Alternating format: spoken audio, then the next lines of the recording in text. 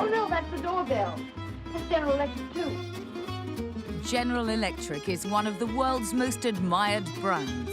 Their inventions reshaped domestic American life.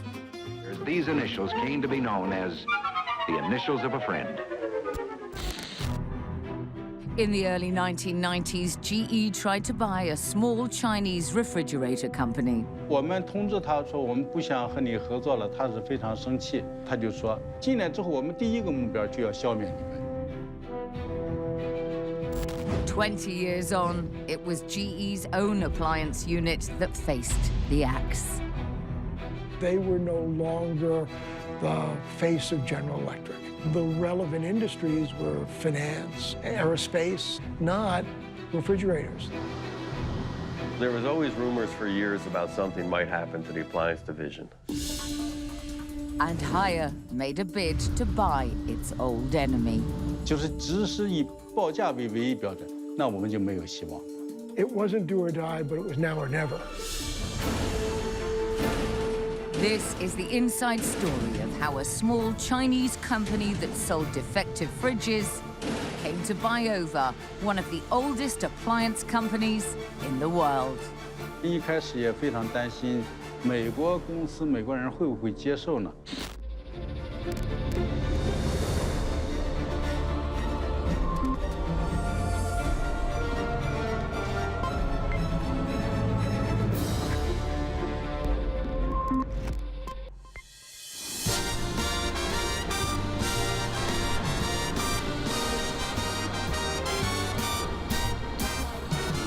The free time we have today to enjoy outside the home owes a lot to one American company, General Electric. In 1892, the General Electric Company was co-founded by the same man who gave us the light bulb, Thomas Edison. By the turn of the century, General Electric manufactured almost everything needed to produce electricity across the United States. Equally, GE needed to invent things so people would buy electricity. Our nation was stirring with new ideas, new wants, new needs. We were building a better way of life, and we had a powerful force to help us, electricity. Companies like General Electric were finding ways to use electricity, to light our homes, do our work. One of the new things that came along was General Electric's famous monitor-top refrigerator. In the home, GE gave Americans their first electric iron, toaster, and electric range. But it was the monitor top, released in 1927, that was the game changer, the first affordable household refrigerator in America. Good morning. Good morning. My dear, why didn't you wake me up? Oh, there's nothing to do, really.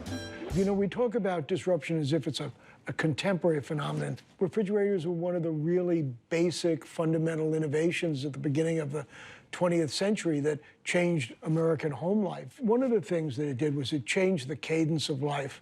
So instead of going shopping every day and instead of going to markets, it was part of the mass consumption of the food industry. Agricultural products changed. You could shop infrequently.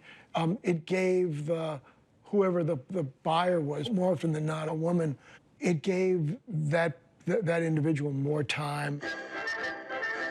During the heady post-World War II years, American families didn't need much persuading to snap up modern appliances. These initials came to be known as the initials of a friend. In America, GE products could be found in almost every home. Kevin Nolan became GE Appliances CEO in 2017. The first GE product I remember is in my grandmother's house, where she had a very old GE freezer. And I remember the different kind of handle and the iconic badge that product has. And then we also had a GE toaster oven, which we really enjoyed as growing up as a kid. GE grew rapidly. By 1980, it was a corporate giant with 400,000 workers worldwide. But GE was also seen as a so-called GNP company. one which can never grow any faster than the economy. In 1981, GE appointed its youngest ever CEO, 40-year-old Jack Welch. He made an immediate impact. You hate bureaucracy. I hate it. Because what does a bureaucracy do? It forces people to look inward. People don't look at the customer in a bureaucracy. They come in and they worry about what? They worry about their boss, pleasing him or her, getting along, getting through, and getting out safe. It has all the wrong characteristics. It looks in, it doesn't look out. It rewards those who curry favor within it. Welch ordered a radical restructure. He demanded that GE become #1 or 2 in everything they did. I think that most people really believe that the changes that have been made are good and were necessary. But that doesn't change the fact that they feel less secure, and the whole morale business is not what it could be. Business units and staff who didn't make the grade were ruthlessly pared down. Over 100,000 workers were fired within the first 5 years of Welch's reign. We now have got to do things simpler, faster, and smarter. Welch wanted to keep only the best workers and develop their talents. Welch always felt, I think, that there was a lot of knowledge throughout the organization, that it just didn't reside in the office of the CEO. And so part of his commitment was to free up the knowledge, the talent in the organization, no matter where one was in the hierarchy. From jet engines to wind turbines, computers to medical devices. Throughout the 1980s, GE was a conglomerate with a reach into every aspect of everyday life. But for Welch, that wasn't enough. One of the things that Welch was insistent on when he made these changes in the 80s and 90s was that the organization reposition itself to be relevant in the future. And the relevant industries were finance, aerospace, and, jet engines and things like that, not refrigerators. Is restructuring over? No. Change is not over. We'll never stop changing. When Welch left GE in 2001, it was the most admired company in America.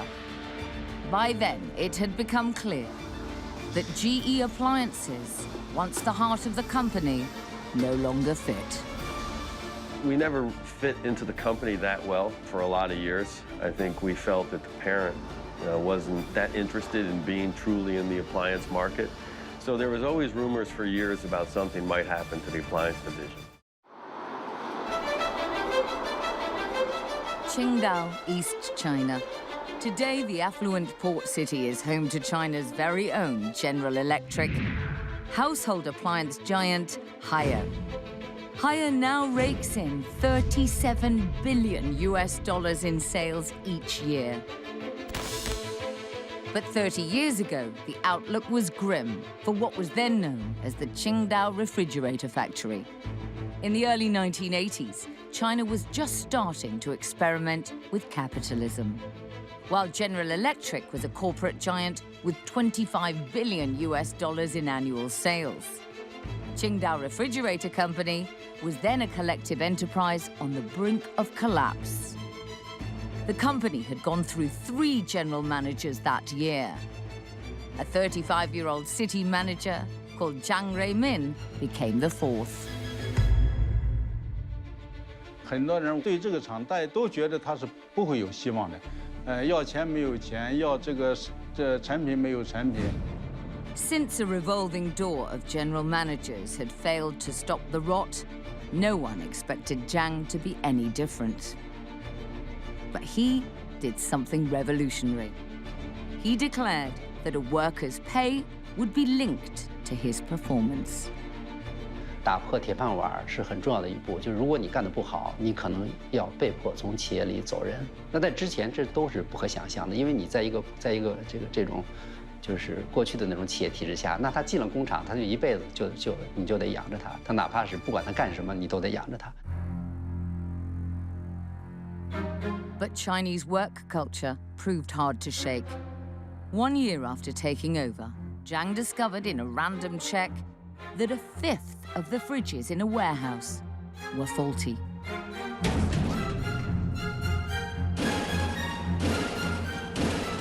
At that time, a fridge cost almost 2 years of a worker's pay.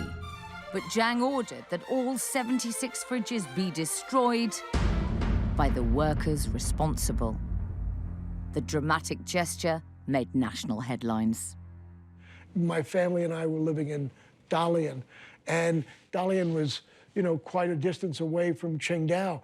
But in '84, when the refrigerators were smashed, it was all over the news. I remember vividly the people in Dalian buzzing about this unthinkable act.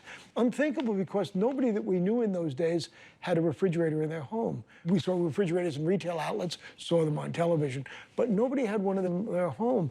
And so if you could get a refrigerator and bring it into your house, it didn't matter whether it worked or not. There was this wonderful, ingenious repair business where people could fix anything, and because Chinese quality was so bad. And so what I saw was people trying to buy refrigerators in the streets of Shanghai, despite the fact that they probably didn't work, but because that was the only way they would ever get one. And so destroying a refrigerator, even though it didn't work, made no sense to people. It became a signature event, not only in Haier's history, but in the minds of everybody in China who recognized that this was an organization that was doing the unthinkable, which was promising not to sell products that didn't work. 这76台不合格的冰箱要砸掉，其实呢就是要转变人的观念的一个切入点，否则的话呢就很难让一个震撼的事件叫大家感到全面质量管理其实是人的管理，或者换句话说，高质量产品是高素质的人生产出来的。 Qingdao Refrigerator Factory turned the tables on quality. And within 3 short years, the company's fridges were declared the best in China. It was an accolade they would win again and again. The government soon rewarded the company for its success and handed it 18 other appliance factories to manage. In 1992, the company renamed itself Qingdao Haier.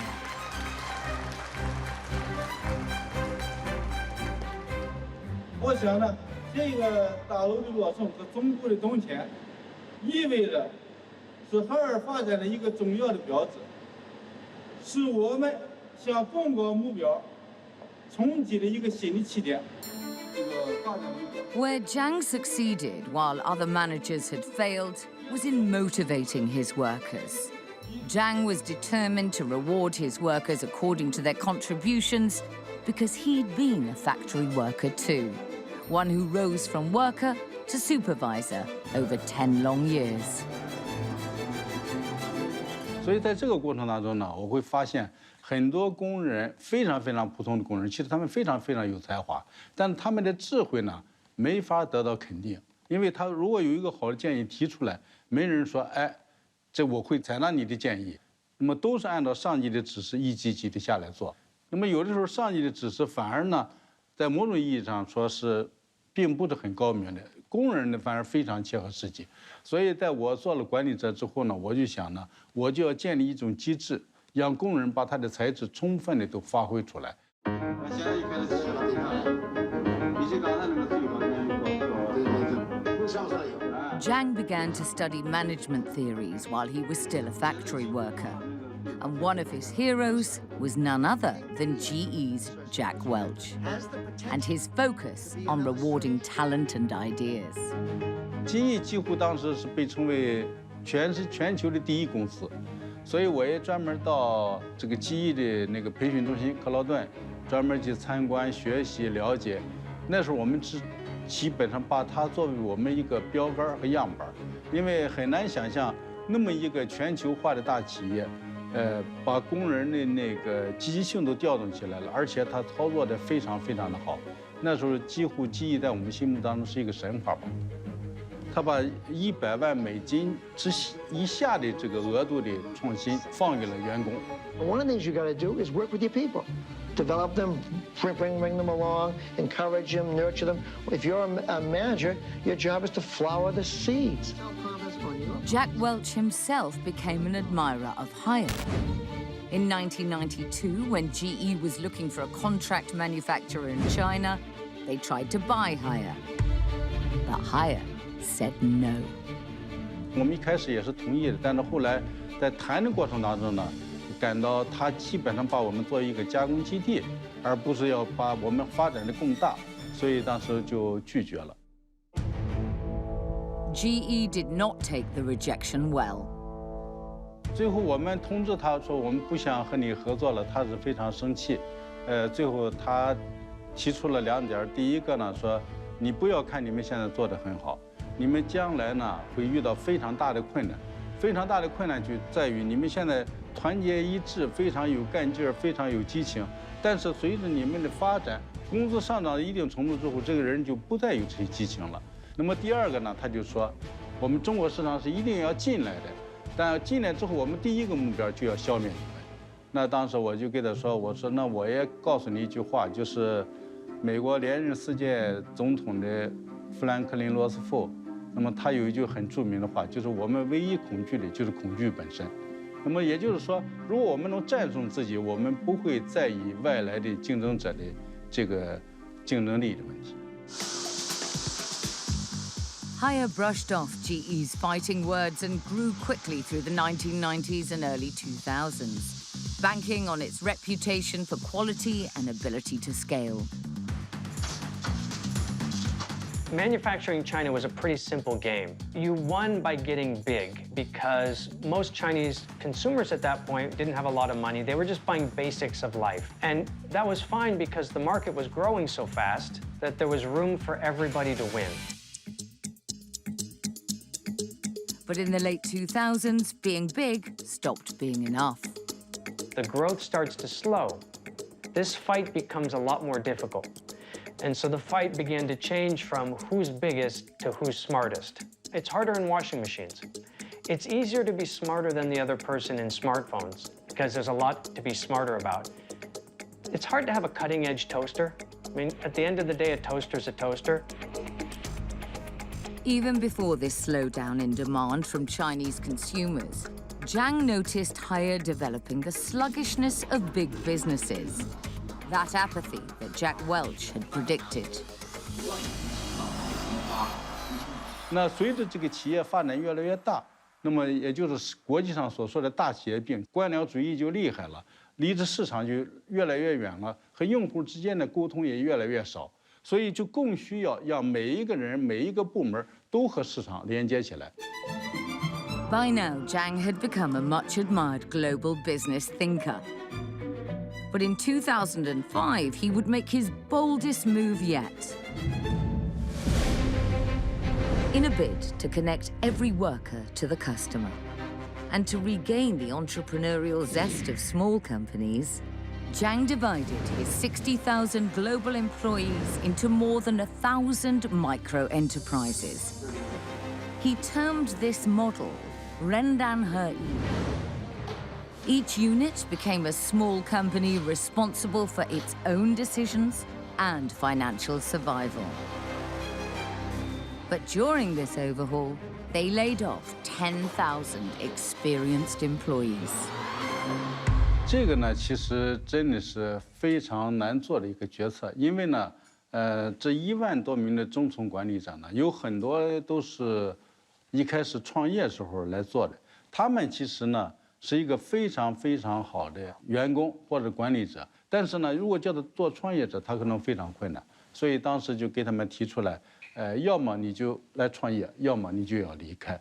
在这个问题呢，我们就是下定决心，一定是要推进 这种商业模式，不管是谁，都必须是变成创业者。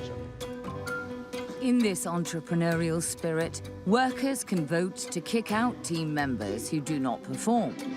If a unit's products are not well received by its customers, feedback is quick and profit and loss numbers are transparent, even on the factory floor.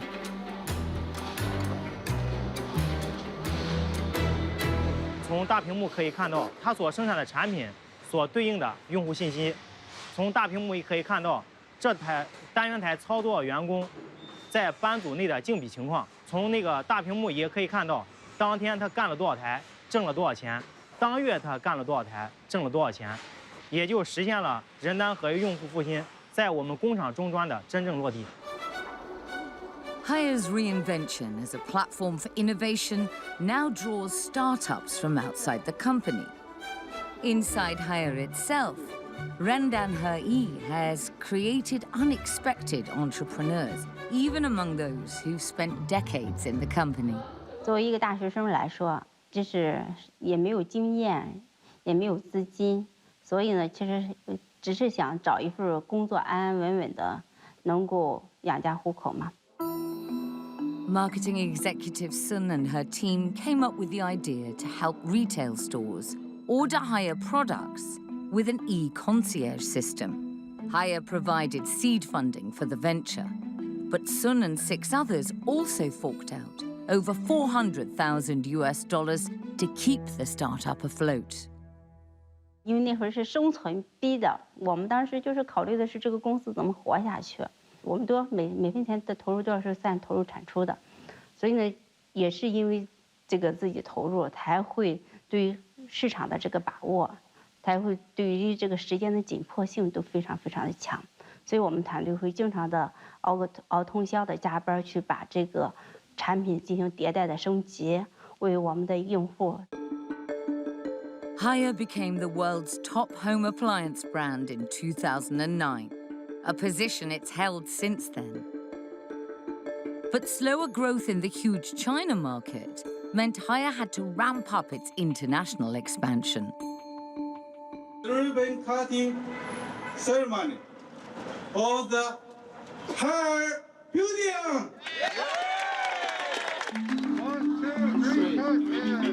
Hire had a global strategy before most other Chinese companies. In the late 1990s, Hire took on the developed markets of Europe and America. But it had to deal with the perception that the Made in China tag meant poor quality.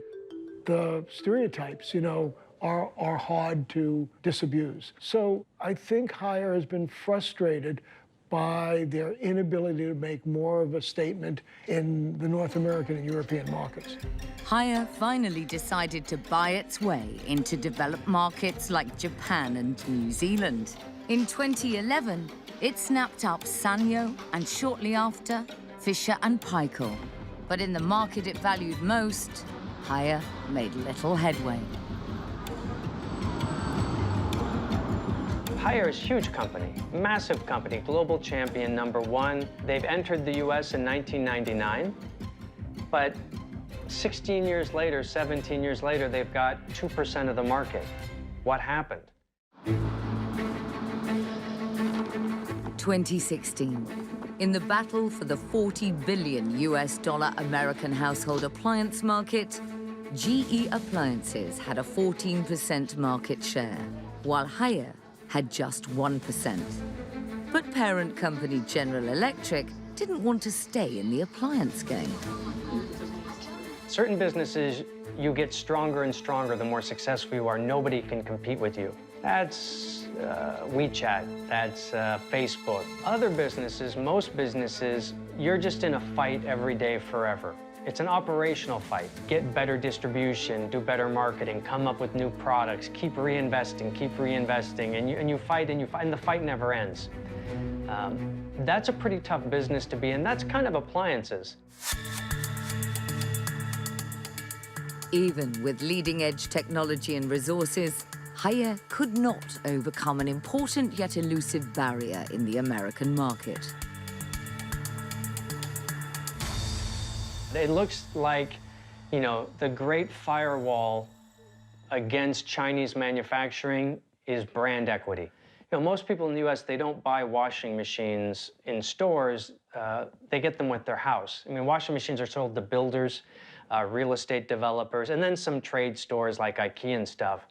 But that system, the distribution, the marketing, and the brand was a pretty defendable position for companies like Maytag and Whirlpool and GE. In 2014, GE struck a deal to sell its struggling appliance business to Sweden's Electrolux. But together, GE and Electrolux had almost half of the appliance market in America. And objection from antitrust regulators finally scuppered the deal. In 2016, GE put its appliance unit on the market again. This time, Haier was invited to make a bid. But how the tables had turned. Haier was just a small business when GE tried to buy them in the early 1990s. 我们在2016年，那我们的规模已经是它的5倍了，所以在这个过程当中，等于是它是很大了，但是它的发展呢还是很慢。那我们是发展的比较快。 At Haier headquarters, some questioned if GE Appliances was even a good buy. 对，这是一个很重要的问题。其实我们内部呢也有人提出这个问题。那我们花了这么多钱，如果把这些钱用到我们自己开到美国市场，我们也可以做起来，何必要做他们呢？其实我认为呢，因为我们的目标很清楚，我们就是要创一个名牌，创一个海尔在美国的品牌，本土化的品牌。 在美国人心目当中，至少很多人心目当中，他是相信记忆的，相信记忆这个品牌，因为这个品牌代表了很多内涵。那么，如果我们想创造这种内涵，其实不是钱的问题，可能是需要很长的时间，这对我们来讲可能是就很难承受。The opening days of the bid were tense. Reports suggest there were up to 7 bidders. 我不知道他们到底是怎么想的。如果就是只是以报价为唯一标准，那我们就没有希望。Haier felt that there was no other GE appliances that was going to come out of the market at any point in the foreseeable future. So it wasn't do or die, but it was now or never. I do think that it would have been really disadvantageous for Haier if one of its domestic rivals had wound up buying General Electric appliances. What Haier knew for a fact was that their bid was not the highest. Zhang rushed to America to talk to GE's then CEO, Jeff Immelt. 交谈的时候呢，主要是更多的是交流的是我们自己的管理理念和我们这个人单合一怎么解决大企业并使这个企业更加充满活力。其实伊梅尔特对这个非常感兴趣，把人单合一更多的用到 GE 身上。 可能会给GE带来更多的发展机遇，更多的这个机会，所以他对这点很认可。其实他听了之后呢，基本上就更加倾向于，其实不是价格问题，而是整个的这个兼并的方案，他认为海尔的会更好。On the 15th of January, GE announced it had accepted Haier's bid. The final price? $5.6 billion US. 我觉得他们感到我们有2点比较好。第一个就是说，我们会把GE这个品牌做得更好。第二个呢，我们不会像很多企业收购了之后，先来裁员、兼并这个裁减人员。Amid the celebrations, Zhang struck a cautionary note. 他们很高兴，大家都很高兴，觉得费了这么多劲儿，现在做成了。当时呢，我只给他们说了一句话，就是行百里者半九十。For Haier, the next move was key, managing the acquisition. Almost immediately, GE Appliances had to solve a labor dispute with 4,000 union workers at its Appliance Park headquarters. For some, there was a fear of the unknown, you know, trying to understand what does it mean? What does it mean to be acquired by a Chinese company? Why did they really want to, you know, acquire GE Appliances? What do they have to offer us as we come together? Zhang's Rendan-He model worked at Haier. Become an entrepreneur or leave. As part of the acquisition deal, GE Appliances kept its autonomy, so Haier could not simply enforce its will. 我们一开始也非常担心，美国公司、美国人会不会接受呢？包括他们的员工也觉得我们原来那样做就很好，现在为什么要这样做呢？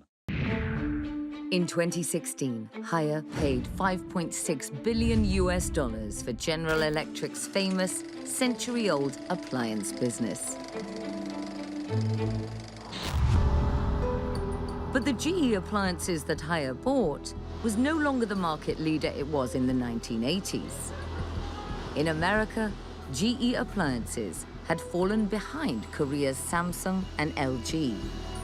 Haier needed GE appliances to change, and fast.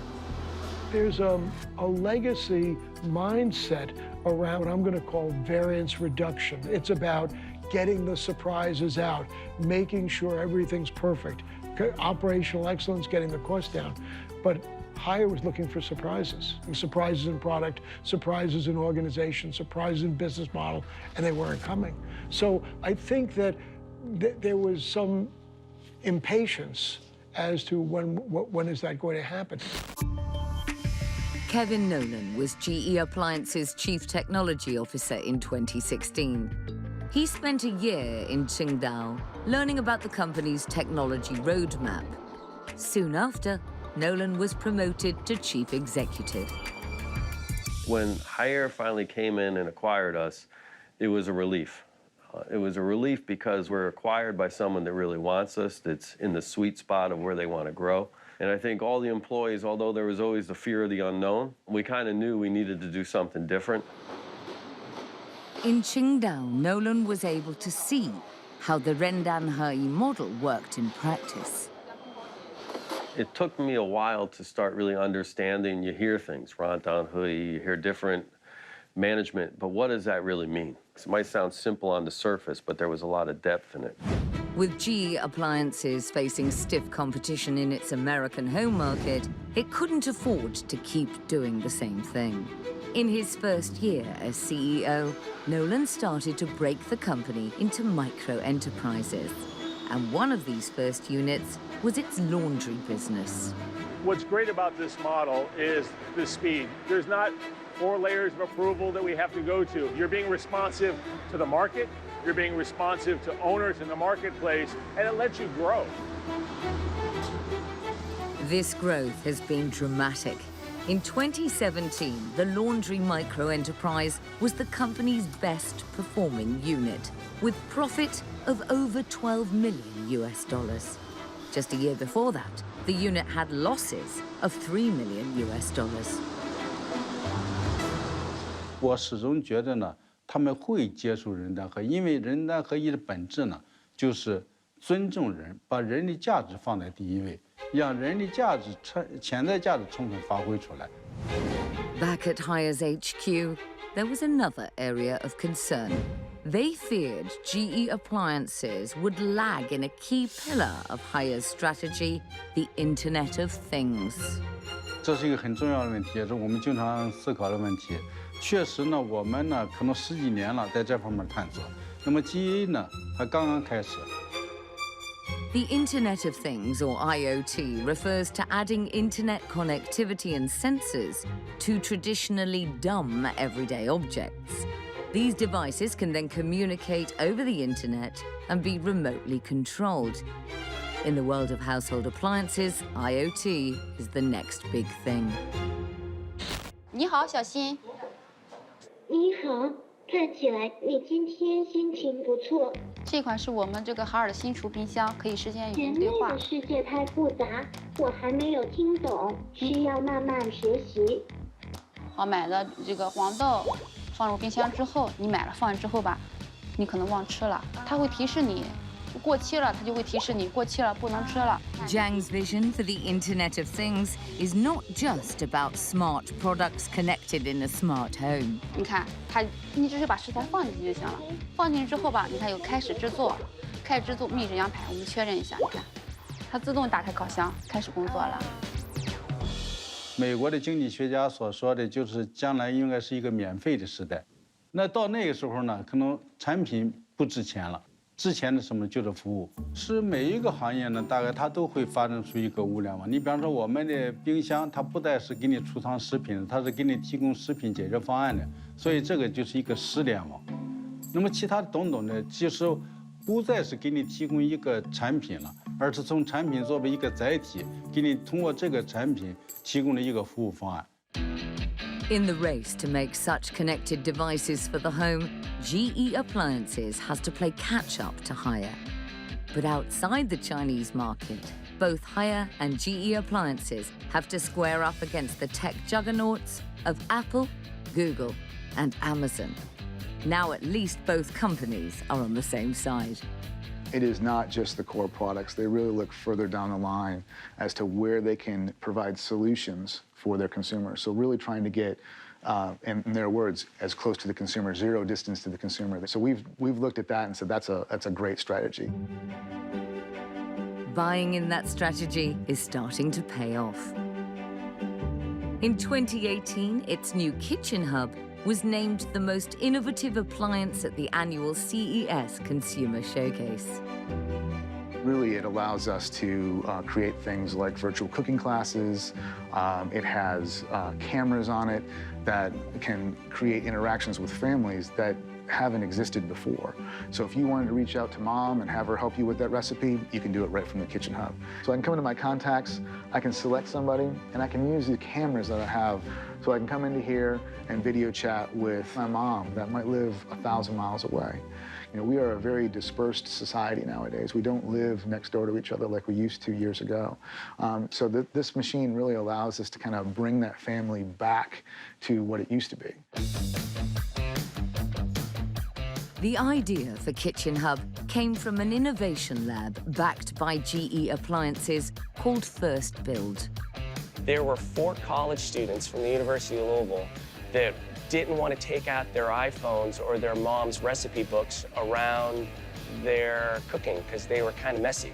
So they invented a system of which they put a projector into a vent hood that actually projected on the back wall behind the cooking device, the oven that they were working on. At First Build, an open community of industrial designers, scientists, engineers, students, and makers co-develop ideas with the First Build team. This was a special project that Kevin Nolan nurtured in 2014. When I developed First Build a few years back, we always thought it had to be somewhat separate, and we need to keep it separate so that the parent didn't disrupt what we were doing down there, because it was fundamentally different than what we were doing here at Appliance Park. We were worried about a parent coming in and maybe saying, hey, you shouldn't be so open. Anyone, including GE's competitors, can walk in with an idea. Together, they develop prototypes, make and sell up to 1,000 units of any promising new product. Now, certainly I get the question of, hey, won't your competitors know what you're working on? And the answer is sure. So that's just another fire under us to say, we're going to be nimble, we're going to be quick. You need feedback, and you can't get feedback from colleagues, you can't get feedback from paid research. You need to get feedback from people that are honest and will tell you what they think. That's the community of people that either buy your products or they want to develop products with you. Products that do well may be taken on by the main GE Appliances line, with the inventors getting royalties. A promising crowdsourcing model of innovation that GE Appliances will continue to bet on. In corporate America, they don't understand how being open, I think, is fundamentally a lot better if you want to be innovative. But Haier gets it, and they're a company that probably gets it more than any other company I've met so far. In 2018, GE Appliances reported its best results in the past decade, with profit growth of some 20%. But now Haier needs GE Appliances to step up and become a truly global brand. 其实 GE 原来呢，主要是在美国，在外边的发展它并不是很大，所以我们现在要变成一个全球化的品牌的话呢，就现在它需要改变很多，就是说它要和用户之间的联系更加紧密，它要使产品的档次更加高。那么第二个呢，就是不能局限在美国，要局限到全球各地去。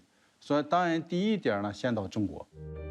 采用直驱电机，才如此平稳安静。Haier might dominate the mid to high-end segments of the Chinese appliance market, but foreign brands have mostly failed in the Chinese market. And it's not yet clear that GE appliances will do any better. 你基本上还是关门是轿车的声音，有好多品牌一关门就面包车一样，噼里啪啪的关上了，是这样。所以说差距还是非常大的这个东西。 Haier recently opened this GE Appliances boutique in Qingdao. And one of the store's strategies is to hold networking activities with its customers.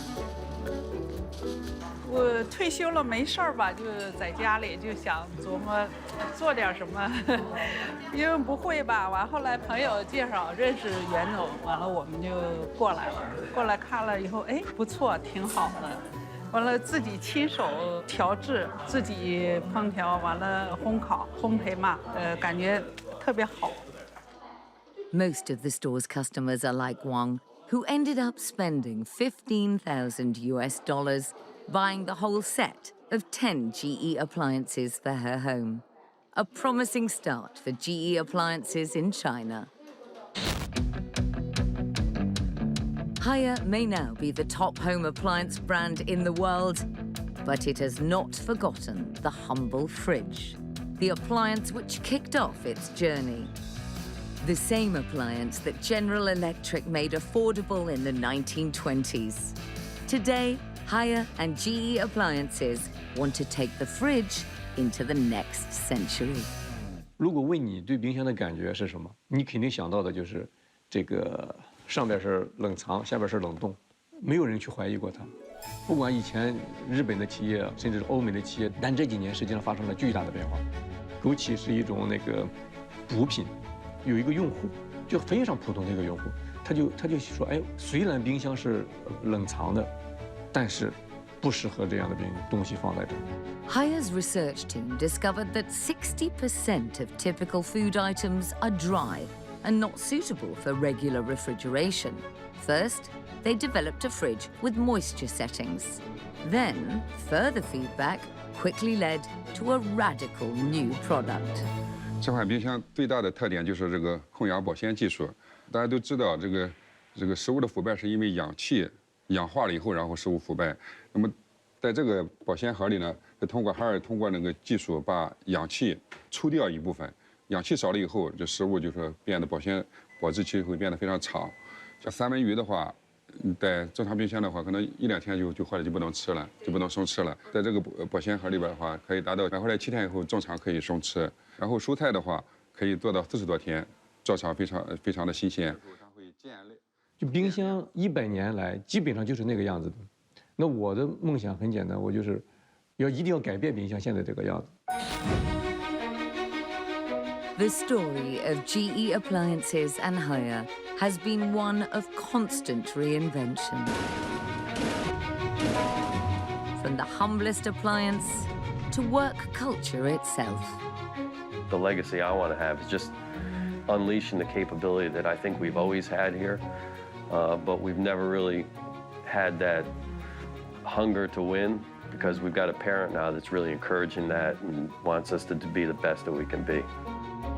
But with maverick leader Zhang Ruimin turning 70 and perhaps close to retirement, the two companies may face their greatest challenge yet. 对于我来讲，最大的感触就是说，不管你公司的大小，你需要天天挑战自我，是天天战胜自我，天天都要有变化，否则的话，你一定会落后于时代。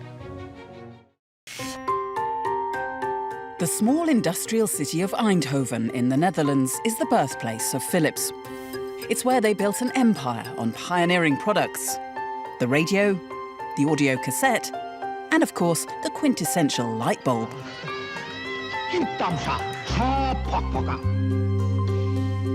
The company's presence is still seen all over the city. And their first factory, opened in 1892, has now been turned into a museum. where Sergio Dirks is in charge of the collections. It's very important to preserve the history of the company because it tells you something about where did you come from, and it tells you something about your DNA. And it's an inspiration also for the future, the past, because Philips has always been a very innovative and entrepreneurial company. Philips' first and perhaps most famous innovation was the light bulb. The company now produces more than 2.4 billion of them every year, but the first ones were made in this very building. And back then, they were not so commonplace. More than 125 years ago, electric light and electricity was something very special. Electric lighting in those years was only used in steamships and factories, and buildings, but not in a house. So producing light bulbs was very innovative, but also very high-tech for those days. It may have been an American, Thomas Edison, who first invented the light bulb in 1879, but it was two Dutch brothers, Anton and Gerard Philips, who mass-produced it. And crucially, Philips engineers made a significant change to Edison's original bamboo design. You can see it here. You can clearly see the filament. And that filament in Philips lamps was made of cotton. He dissolved cotton in a kind of acid, and you could produce large threads of it. And these threads were better in terms of quality and a quicker way to produce it. Much quicker than carving each bit of bamboo into a filament. Armed with their new high-tech light bulbs, Philips' production volume grew by over 20 times in just 10 years. The philosophy of entrepreneurship and innovation was driving the company's growth. And Jan Kimpen, Philips' chief medical officer, thinks these principles still form the cornerstone of the company. I think what characterized the company from the moment that Frits Philips started the company 126 years ago was two core characteristics. First of all, entrepreneurship. And we see that every day in the company. We come up with the most wonderful ideas that nobody else is thinking about. And entrepreneurship, together with innovation, made us big in the 19th century when we were making light bulbs. Everything from streetlights to Russian palaces were illuminated by Philips light bulbs. And as the company grew, it began to use their lighting expertise to produce other household goods. This is the first radio set that Philips produced in 1927. If you are able to produce light bulbs, it's just a small step to produce radio valves or X-ray tubes. So there are all kinds of lamps. So from producing light bulbs, Philips grew into a large electrotechnical company. Not just radios, but radio broadcasts. Philips Tech touched all four corners of the globe as they boomed out daily radio shows to homes even as far as Indonesia. A radio set is like the internet of today. You can get the whole world in your living room, you know? Well, in the early 20s and the 1900s, radio sets were mainly used by enthusiasts, by technicians. And Philips made a radio set that could also be used by laymen, so it was very easy to operate it. The growth from light bulbs to radios was Philips' first taste of expansion. And it was hugely successful, the company selling over 1 million of these radios in just 5 years. Here began a strategy which prioritised a wide product portfolio that would dictate the company's path for the rest of the 20th century. Philips went global, expanding production into Asia before any of their rivals. Philips was very successful in Asia itself because they are a truly globalized company. Carissa Chua is an analyst in the consumer electronics market.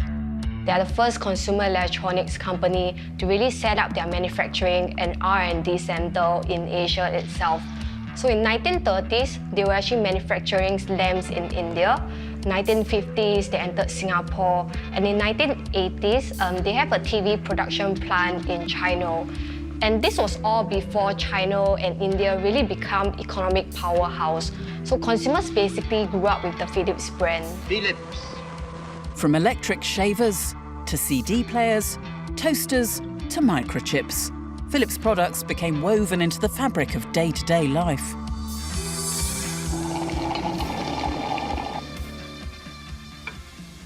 Oh, the magic's gone. The minute the lights go out, you fall asleep. It's time to change your bulb to Philips.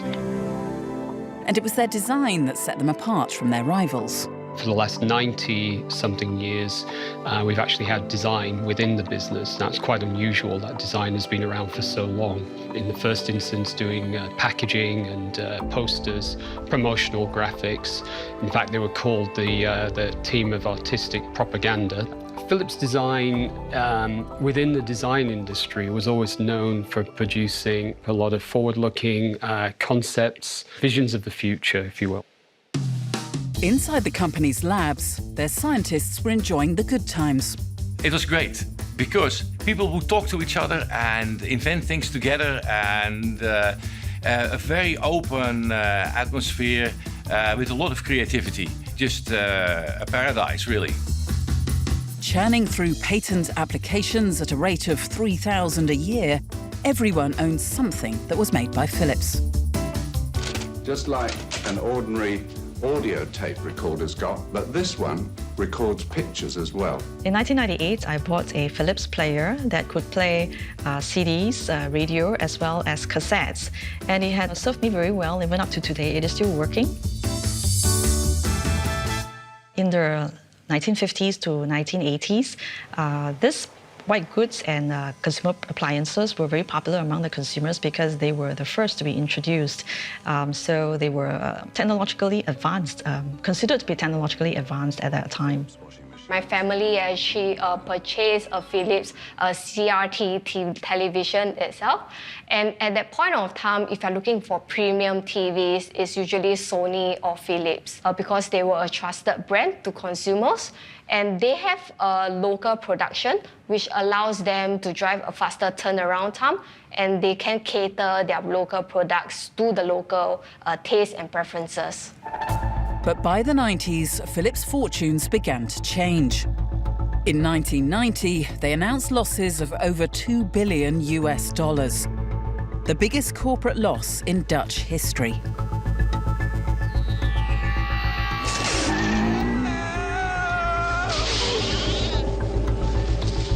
It was exactly Philips' large product portfolio that began causing them problems. Philips was over-diversified. It just had too many products and spreading itself too thin, even if it had a superiority in certain technologies, but it was not able to focus on it and do it really well. Philips had morphed from an innovative company with expertise in core products to a sprawling conglomerate of over 120 separate businesses, ranging from vacuum cleaners to video games. The management needed to refocus and consolidate their business. It lacked marketing capabilities, and it also lacked strategic focus because it was all over the place.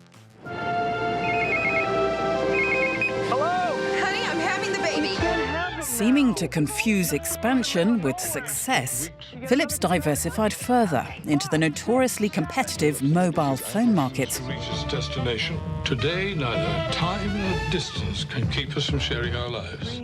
Closing the business 12 months later, it was a failed venture that cost them over $500 million. Let you talk up to 6 long hours. I love you, honey. Honey?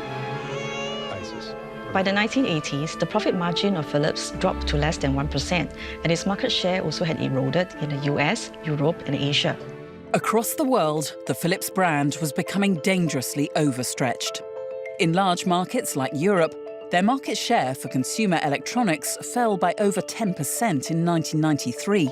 Over the next decade, losses would rise to over $1 billion, as the company became the victim of even bigger consumer and technological shocks.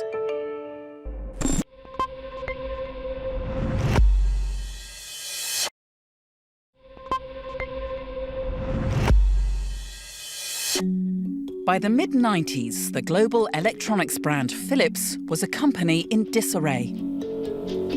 Producing a vast range of unconnected products, the company had lost its core focus. Apart from the TV and audio business, they also have their appliances, they also have their medical business.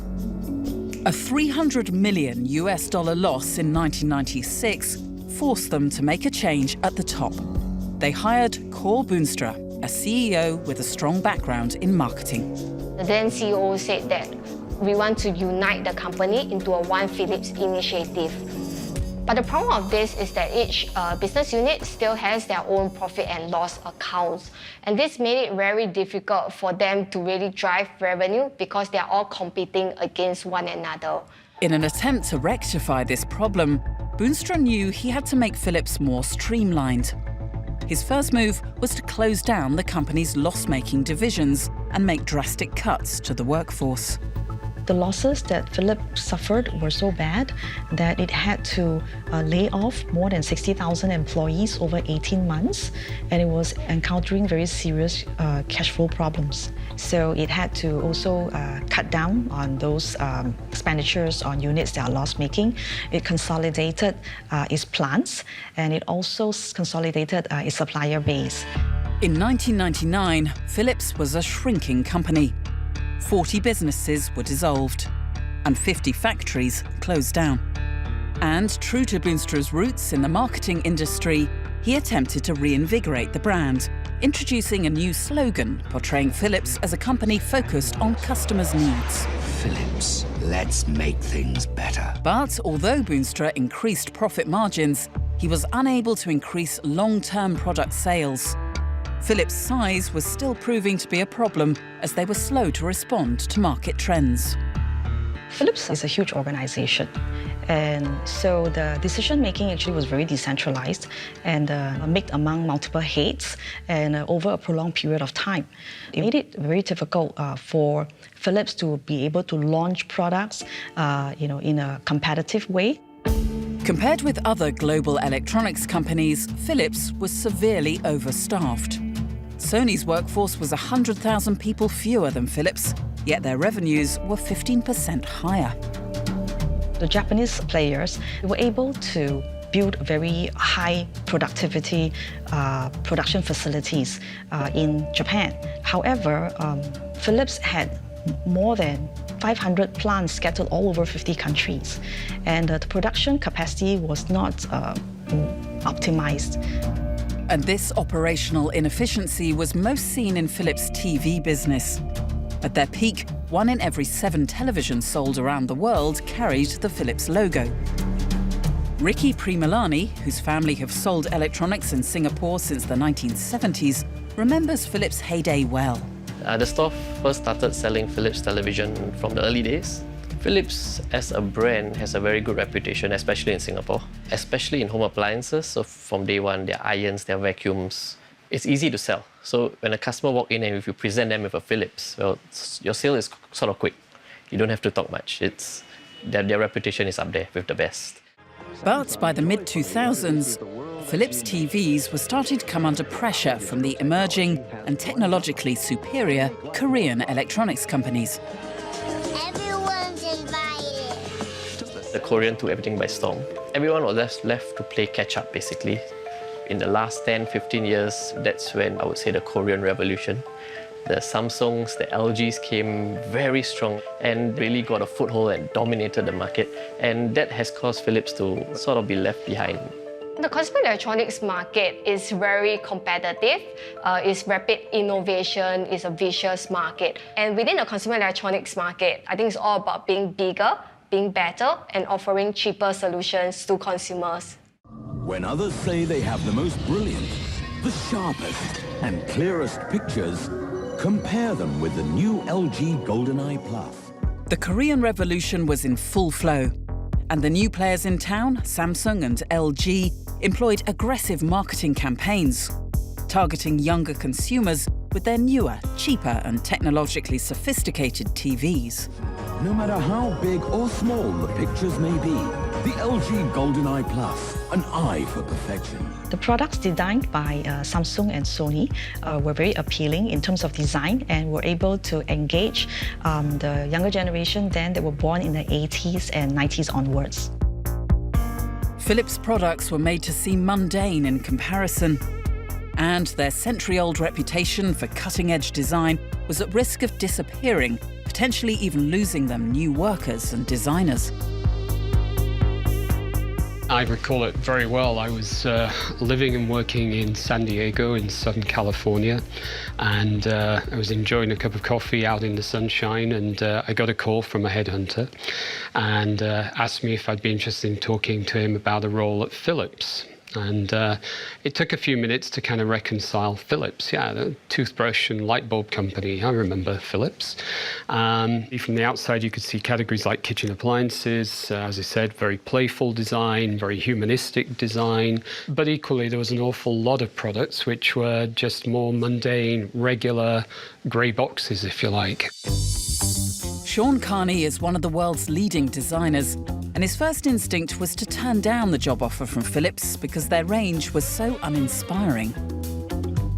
I knew there was an opportunity for design to do more and how we could evolve design, but I wasn't entirely convinced this was a company that was really at the same level of the company I was in. When you look across the wider portfolio of Philips, there wasn't the consistency of adopting design in the same way. And the pressure on Philips was about to increase dramatically. In the mid-2000s, the world was in the grip of a technological revolution. The internet changing the very fabric of human life. But as the world was going digital, Philips stuck with the analog, continuing to produce analog CRT televisions when their rivals were making digital LCD screens. Philips was actually slow to embrace LCD technology because at that point of time, the CRT TV was basically a cash cow for them. And going into the LCD TV market, it will cannibalize the sales of their own CRT TVs.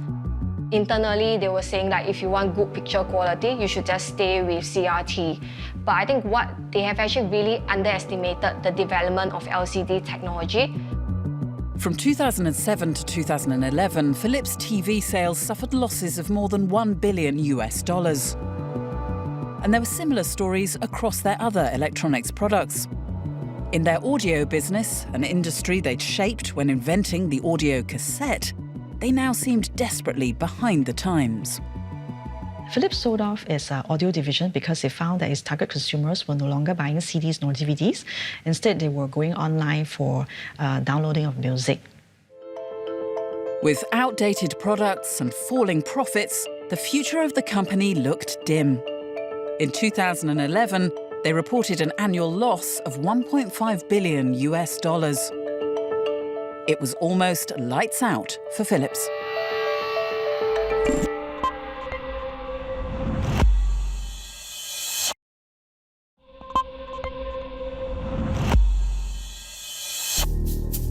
One of the biggest conglomerates of the 20th century was in dire straits.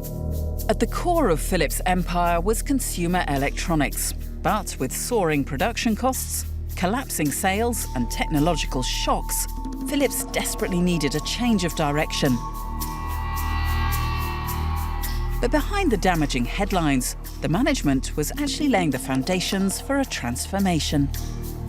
Philips went on acquisition spree between 2007 and 2010, and it spent close to $8 billion in acquisition. Philips' billion-dollar loss in 2011 appeared to reflect a disastrous financial performance. But it was the result of vast sums of money being invested to transform the company's fortunes. So even though it had a net loss of $1 billion in 2011, it's not really a bad thing because the acquisition, the restructuring effort, and the cost of them incurred in the earlier years did help the next CEO to continue to build on the strategy of focusing on three key areas, which are lighting, consumer business, and healthcare. Having acquired medical companies in the USA and Asia, Philips were planning a shift away from consumer electronics towards healthcare. And in 2011, they appointed the CEO that would lead Philips into this new chapter, Frans van Houten. Franz van Houten was an economist by training. In fact, he spent 25 years working in Philips Data Systems and Philips Semiconductor before he took over the role as an CEO. He was a visionary and was able to focus his company on very strategic areas. And Van Houten wasted no time in making his first major strategic decision. In 2014, he announced that after 120 years, Philips would split into two separate companies, lighting and healthcare. So this allows actually, both units to focus on what it can do best and to be pretty self-contained. By splitting the company, it was able to allow the divisions to focus on their respective markets and to build their leadership position. Philips had always had a small healthcare division, but Van Houten now planned to make it the company's main focus. To signal his intent, he appointed Jan Kimpen, a medical doctor, as Philips' new chief medical officer. Philips is going through a transformation, and I think when Frans van Houten joined the company in 2011 as the new CEO, he brought a lot of leadership to the company. And I think what he did very well was to read the outside world, to read the transformation that was going on in healthcare. And he decided to change the company in a pure health technology company. As the world's aging population was increasing, Philips identified healthcare as an industry that would rapidly grow in importance. And they predicted that demand would be greatest amongst Asia's new middle class. Look at China, which has a huge population, where the middle class has increased dramatically from 20 to 60% over a period of a few years. There are people now, huge numbers of people, that have the resources to buy healthcare, to pay for healthcare, that have also their wishes in healthcare. They want something. They have needs. In this industry, they have big ambitions. The company's new goal is to improve the lives of 3 billion people each year.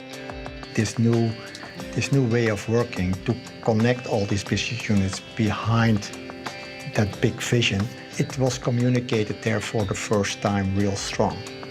And that already made a big difference.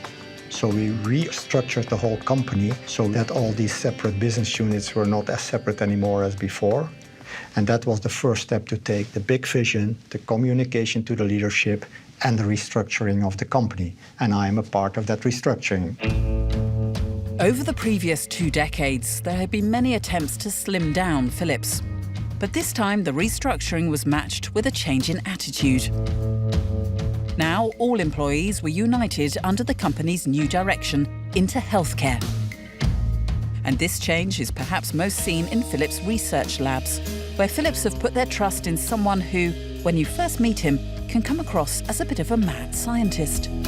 So come and join me into the Crazy Lab. And why is this called the Crazy Lab? It's because I can sort of do anything here. I do a lot of optics, mechanics, and it looks like a mess to you, but I can do measurements. You see microscopes and delicate stuff, and this is really active. So it looks like a mess because it's actually used. Despite this apparent chaos, there's a method to this madness. You try something that you think you know what it's about, and then always something pops up that you say, aha, I've got something here that nobody's seen before. And it's very hard to explain, but it's the life of a scientist, yeah. Philips had learnt from their mistakes. Whereas before, scientists like Martin were encouraged to work on a wide range of products, now the directive from management was to be focused. Philips became really big, and we had the healthcare division, but also the semiconductors, the lighting division, the components division, and so on. And whatever you would invent would be useful in some place in the company. And of course, now this has changed because we're now a health technology company. So we have to be more focused. And so I think it's a logical consequence of who we are nowadays. People need to be empowered to play their role in this Philips transformation. when we decided to focus on health technology, you also need to trickle that down, that everybody working for the company can be empowered to do that within the framework, but with that single goal in mind. And not with the goal in mind, I'm empowered to sit in my lab and do whatever I like, without that being related to the big strategy and the big vision. And not just in the labs. The whole company was undergoing a radical change in line with this big vision. Sean Carney, one of the world's leading designers, did eventually decide to work with Philips because he recognized the sea change in their fundamental business strategy. When I came about 6 years ago, we were still based in another building. We were separate from all the research community we have here. So we took the deliberate decision to move design onto this campus, to be right in the middle of all this technology creation. And through that, we now start to see that there's no boundaries between what the technologists and researchers are doing and what design is doing. And this is where it all comes together. And this is where you start to see the magic happen as you've got creative thinking coming together with the scientists and the scientific mind. And it's just been incredible what that unleashes. Not just about the aesthetics of the finished product. Now, design thinking is even used to encourage innovation and new ideas, using objects that you might normally find in a toy box. A lot of people struggle to get their ideas down on paper, so not everybody can sketch, of course. So we developed this, which is a way of kind of doing 3D ideation. So you can write ideas down on here, you put it on a table. We've got objects such as houses, so you can show, well, I'm talking about the consumer in their home, talking about the hospital, and I'm using a bridge to build between the hospital and the home. So I'm already starting to create a visual picture of hospital to home. What may seem like just a bit of fun is actually a valuable tool that Sean has implemented to ensure Philips employees work well together.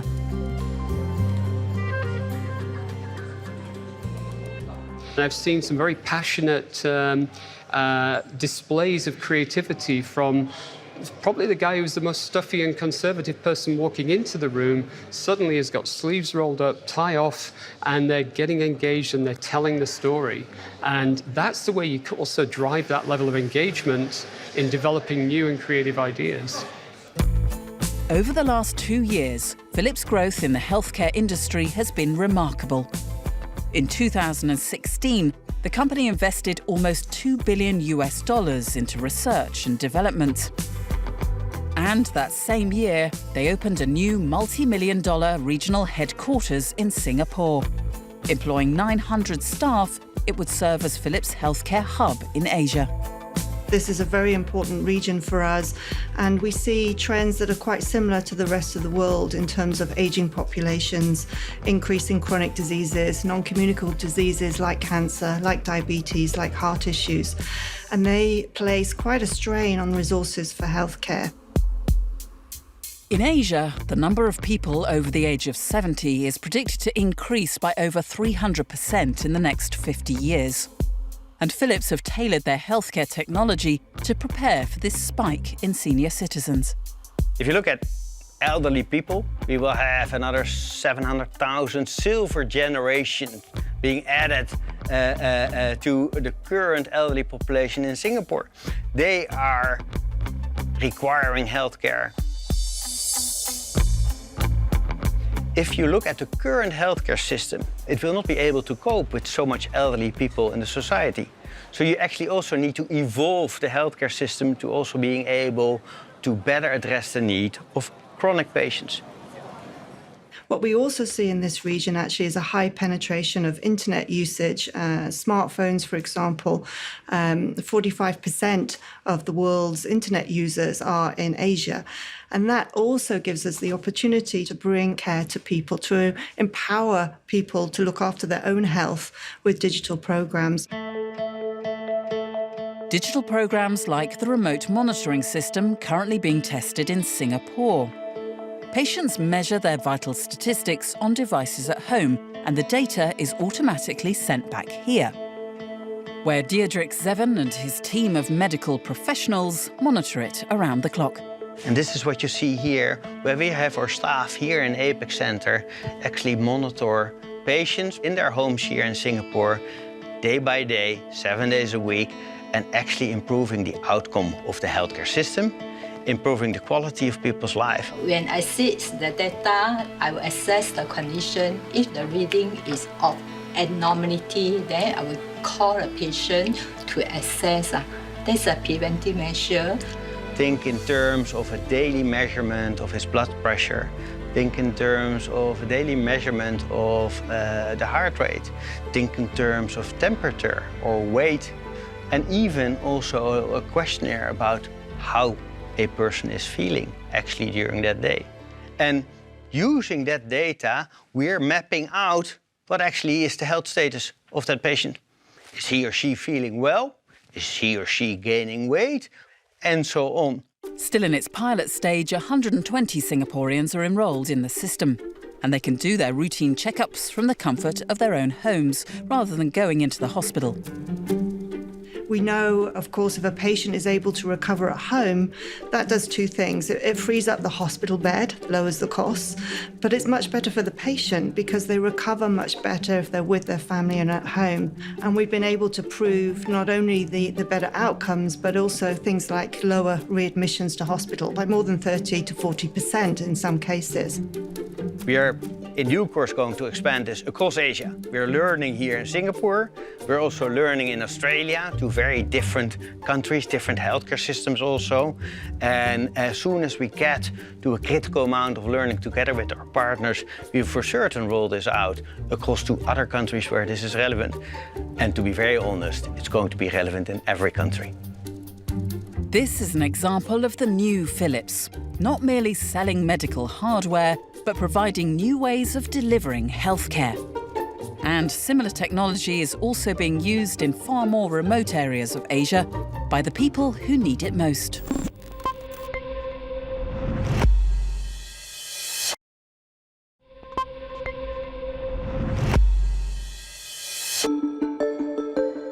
Over the last 2 years, Philips has transformed itself to become a respected healthcare provider. And their modern medical technology now improves people's lives in some of the most remote parts of Asia. Jayapura, a small town on the Indonesian island of New Guinea, is the location for Philips' latest medical innovation. Today, local midwife Lu Ramiati is preparing to do a home checkup on one of her expectant mothers. Saya akan berkunjung ke rumah pasien karena pasiennya kemarin ada keluhan sedikit. Terus ini keluhannya itu dia bilang agak pusing dan sudah agak lama dia tidak datang berkunjung. Jadi saya harus mengunjungi pasien. Kunjungan rumah sangat penting untuk menurunkan angka kesakitan ibu dan bayi. Begitu juga untuk menurunkan angka kematian. Her patient lives over 2 hours outside Jayapura, where the nearest health centre is located.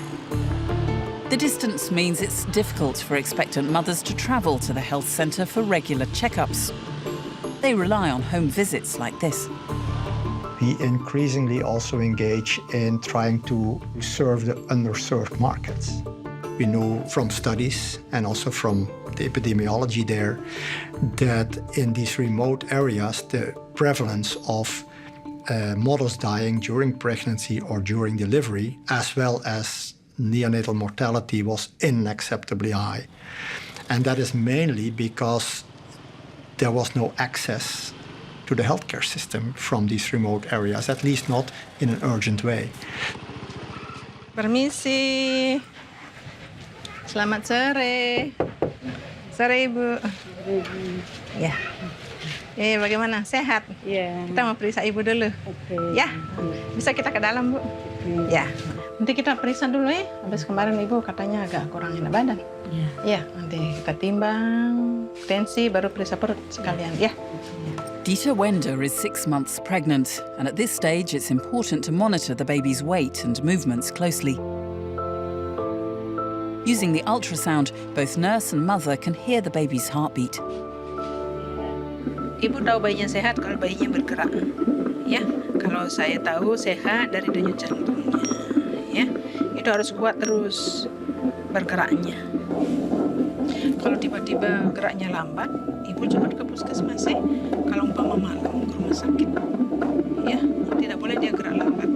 Ini denyut jantungnya kuat, itu sehat ya. Kalau geraknya lambat, itu dia kurang sehat namanya. Laki-laki atau perempuan? Tadi sudah usia dan perempuan. Gimana ibu perasaannya mendapat anak perempuan? Karena saya punya anak pertama laki-laki, jadi sekarang semuanya perempuan. Kenapa alasannya Bu senang? Iya, ibu senangnya kalau suster yang datang nanti saya jalan. Iya, diperhatikan gitu. Masih saya pikir ada suster yang macam diperhatikan gitu. Here's where the new Philips technology comes in. All the data is electronically entered into the mobile device and immediately sent back to the health center. Sistem MOM dari Philips ini sangat bagus ya, dan kami sangat senang diperkenalkan dengan sistem MOM ini. Jadi begitu pasien yang sudah kami periksa, kami langsung masukkan datanya di sistem Philips MOM, dan kalau ada yang berisiko kami akan cepat tahu karena akan segera diberitahukan, dan kami konsulkan dokter umum atau dokter kebidanan. One app is for the healthcare worker or the social worker very close to mom in these remote areas. These data are sent to a center of excellence, a center with experts, which can be far away, where the doctor has his version of the app, looking at these data, giving the right suggestions for treatment or for transport of the patients.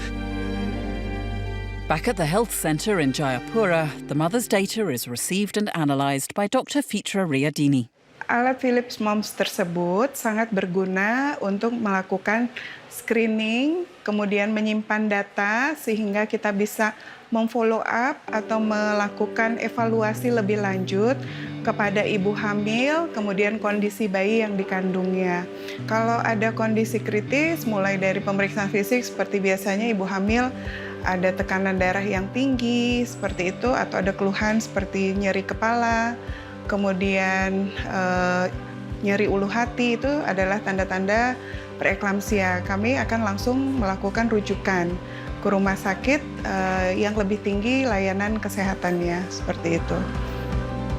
Philips have plans to extend this technology to other communities across Asia. But for today, the checks have gone well and both mother and baby are healthy. Jadi kita di sana periksa berat badan, tensi, dan denyut jantung anak. Tadi semua dalam keadaan baik.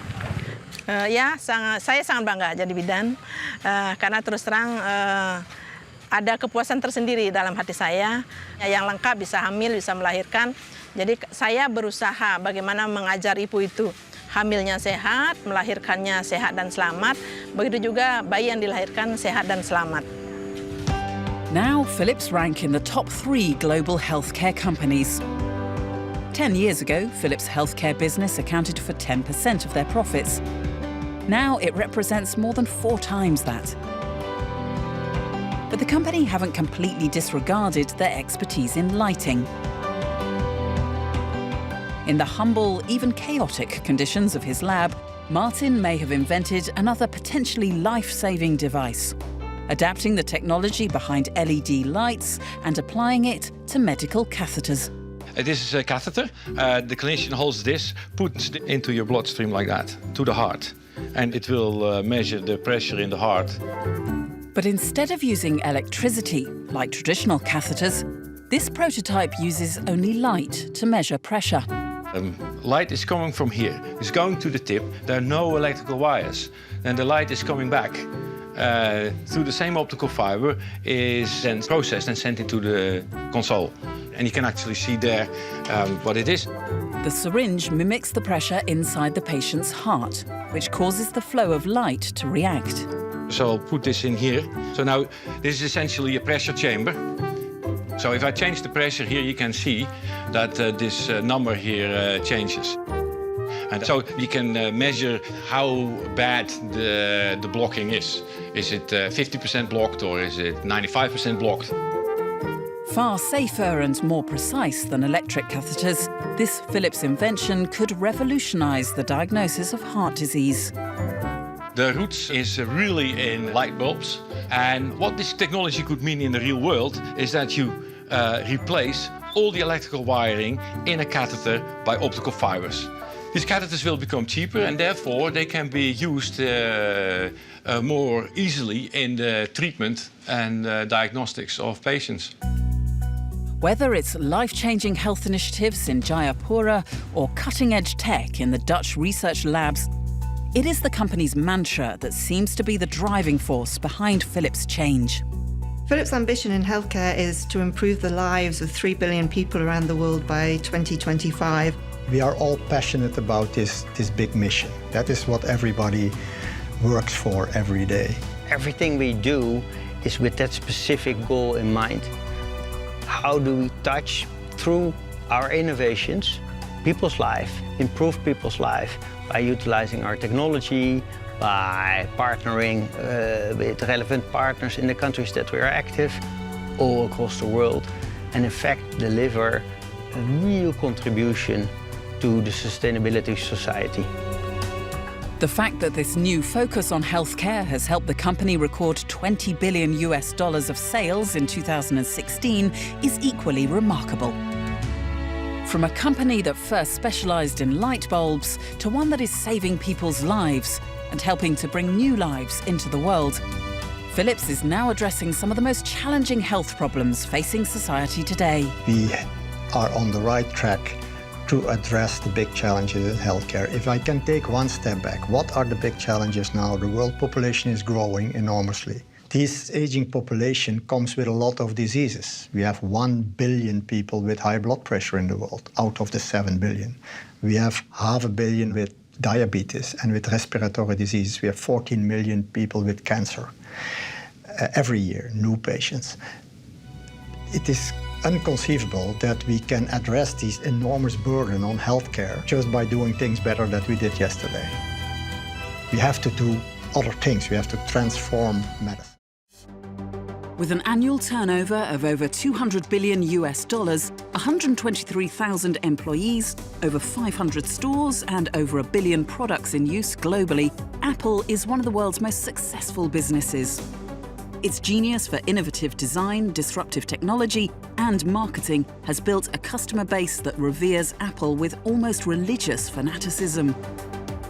I'm a lifer. I'm an Apple lifer. 就是常用的都是苹果的。所有的 iPhone， 我每年换一个。 Everyone in my family also uses Apple. It's easy once you start with the Apple products. It's the #1 company in the world. I hope I will stay with Apple forever.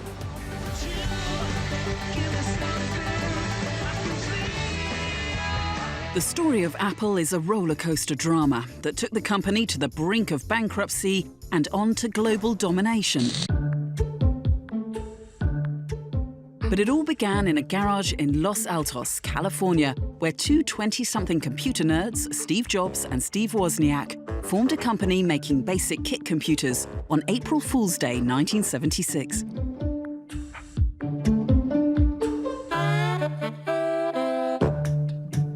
Steve Wozniak was always, early on, he was the kind of the technical brains behind the Apple computer, the engineering kind of brains behind Apple.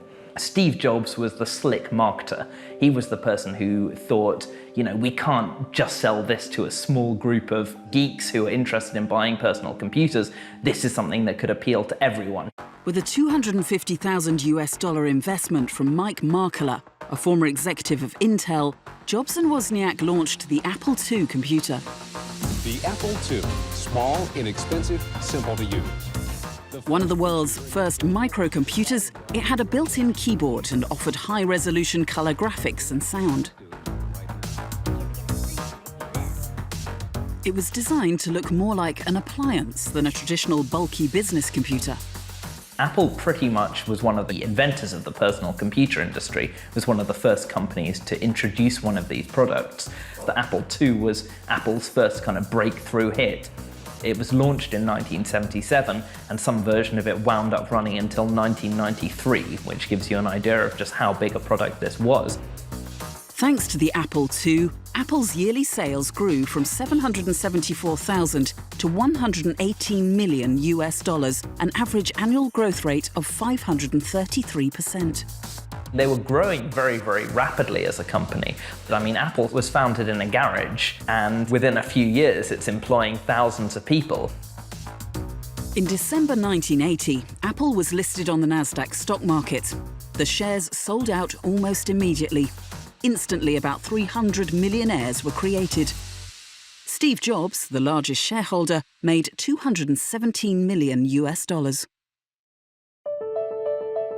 In 4 years, Apple had grown exponentially. Steve Wozniak continued to work in engineering until a plane accident and disillusionment with the increasingly corporate ambitions of the company led to his departure in 1985. I go to business meetings and they're all sitting there in three-piece suits. It's a large business, there's a lot of dollars involved. The people who have come out of school trained to run and manage business is the key element today, and that's where most of the creativity is going. Steve Jobs became Apple's lead visionary.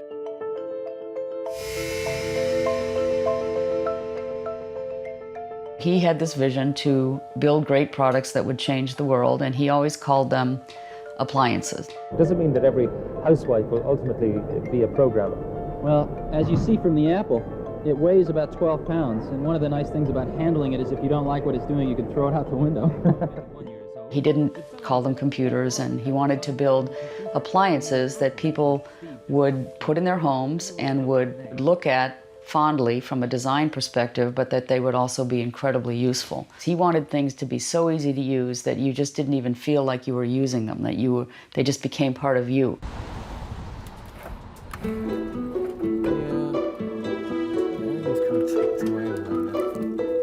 Apple has been part of Paul Mark Davis's life for over 20 years. His unofficial Apple Museum in London has an almost unparalleled collection of vintage machines. Apple machines were so much more beautiful than the PC alternative. There was no comparable model outside of Apple. Here goes nothing. So I kind of got all of my old Macs out that I've been sort of collecting over the years and put them all together, all these various machines from different decades. I wanted to have every single machine. Isn't that amazing? It's working fine. This is a real mixture of stuff. I mean, there's the Apple Lisa up there, there's a Apple II. One of the most notorious objects in Paul's collection lurks in a special place. Okay. Right above his bathroom. The Apple III. It is a huge, useless, non-working lump. I mean, most of the machines in here do work, and in my defense, this probably stopped working about 6 weeks after it was bought. The Apple III was launched in 1980, and hopes were that it would emulate the success of the Apple II. My Apple is my manager. But it went into the history books as the company's first big failure. The Apple III was disastrous. Early on, it ran into technical problems, and one of Apple's official solutions for it was that you should lift the computer up about 3 or 4 inches and drop it, because this would hopefully reseat the chips inside it. And so that's a failure. Wounded by the disaster of the Apple III, there was worse news to come. IBM put a lot of what it knows about computers into the new IBM personal computer. In August 1981, IBM launched its personal computer, or PC. It was the opening salvo in the PC versus Apple war that would rage for decades. The IBM personal computer coming to selected stores across the country. You get giants like IBM, which then come along and think, oh, this is a fast-growing product category, there's probably some money to be made there. So Apple faces more competition. So I would say that that's probably the main challenge that they were facing at the time. Aware that Apple desperately needed a new hit, Steve Jobs set up a group of 100 people to work on a top-secret project. Andy Cunningham was one of the chosen few. He hand-selected his team of 100 people, and he only allowed a very small number of outside people to be part of that team. And we had special badges to get into the building, and you were not allowed in there if you weren't one of those people. So you were living with these people, going through the process of working with Steve Jobs, which was grueling and difficult. He knew what he wanted in his head, and he would communicate that to you, and if you didn't make it happen, he'd basically scream and yell, and sometimes throw things and insult you if you couldn't do it. All of the images you are about to see on the large screen will be generated by what's in that bag. Knowing that Apple's fortunes were riding on it, Jobs pushed his team of 100 to create a computer that he believed would change the world, the Macintosh. Launched in January 1984, the Macintosh was the first mass-marketed computer to have a mouse and an on-screen desktop interface, all packaged in a radical form factor. You could consider the Macintosh Steve's baby. That was his child. Absolutely no difference between that product and a child. But one day I asked him, I said, what are you trying to do with the Macintosh product and its relationship with its users? And he said, I want to put a mother in every box. I want people to open up the Macintosh box, and I want them to feel like this product is taking care of them, and not that they have to take care of it. It was the first computer that felt truly intuitive. It was the first computer that meant that you could use it without training. That's the revolution in computers. The real genius of Macintosh is that you don't have to be a genius to use it. The advertising was compelling, but the Macintosh failed to do the one thing it needed to do: get people to buy it. We realized that nobody's buying it. They loved the ad, they loved Steve Jobs, they loved talking about it in the press, but they weren't buying the product. The Macintosh was too expensive for struggling creatives and too unorthodox for businesses who preferred more established rivals like IBM. People who work in corporate jobs, who go to work every day in suits and ties, it wasn't attractive to business people. They're not attracted by that, by that image. So it's almost like we mispositioned the product, if you will. The Macintosh struggled commercially, and this drove a wedge between Steve Jobs and John Sculley, the CEO who Jobs had lured from Pepsi in 1983 to bring structure to the infamously unstructured Apple. I think when John joined the company, it was like a miracle for everyone because people saw him as adult supervision, including Steve. And he has the famous quote, do you want to go on selling sugar water to kids or do you want to come and change the world? And John, of course, chose the decision to come and change the world. And I think John thought that he would come and play a typical CEO role. He had come from Pepsi, and that was a very well-structured consumer company. And he goes to Apple, and it's not very well-structured at all. And Steve was still making all the big decisions. And it was very difficult, I think, for John to deal with that. And Macintosh was failing. It's not like he launched this product and all of a sudden they were making gazillions of dollars on it. That was not happening at all. It was costing the company a ton of money to have that product. And Steve was just insistent, we must make this go, this must happen. And John was ready to pull the plug. I don't think so. I don't think we need the Macintosh. It's killing us. Without the success of the Macintosh in business, we couldn't afford the huge investment we have in research and development. It was crunch time for Apple, and a battle ensued between Sculley and Jobs. Steve Jobs actually tried to drum up support to sort of wrestle control away from John Sculley. John Sculley, who came from a very corporate background, was maybe far better sort of as a corporate infighter than Steve Jobs, was able to win that tussle. The Apple board sided with Sculley and sidelined Jobs. On the 12th of September 1985, Steve Jobs was forced to resign from the company he'd founded. What can I say? I hired the wrong guy. That was Sculley? Yeah. And he destroyed everything I'd spent 10 years working for. Sometimes you think you're doing the right thing by removing a force that appears to be a negative force, when in fact that's the life force. And what you really needed to do is feed that life force in a way that was going to work. And they weren't able to do that. I think they thought, thank God he's gone, now we can run a business. But Apple isn't a business. I mean, it is a business, but it was the realization of a vision and a person behind that vision. And Apple had it, and when they kicked Steve out, they lost it. And so lots of things started to fall apart, lots and lots. Steve Jobs wanted to change the world with Apple computers, and when he left the company, its very soul was ripped out. Over the next decade, this would lead to problem after problem.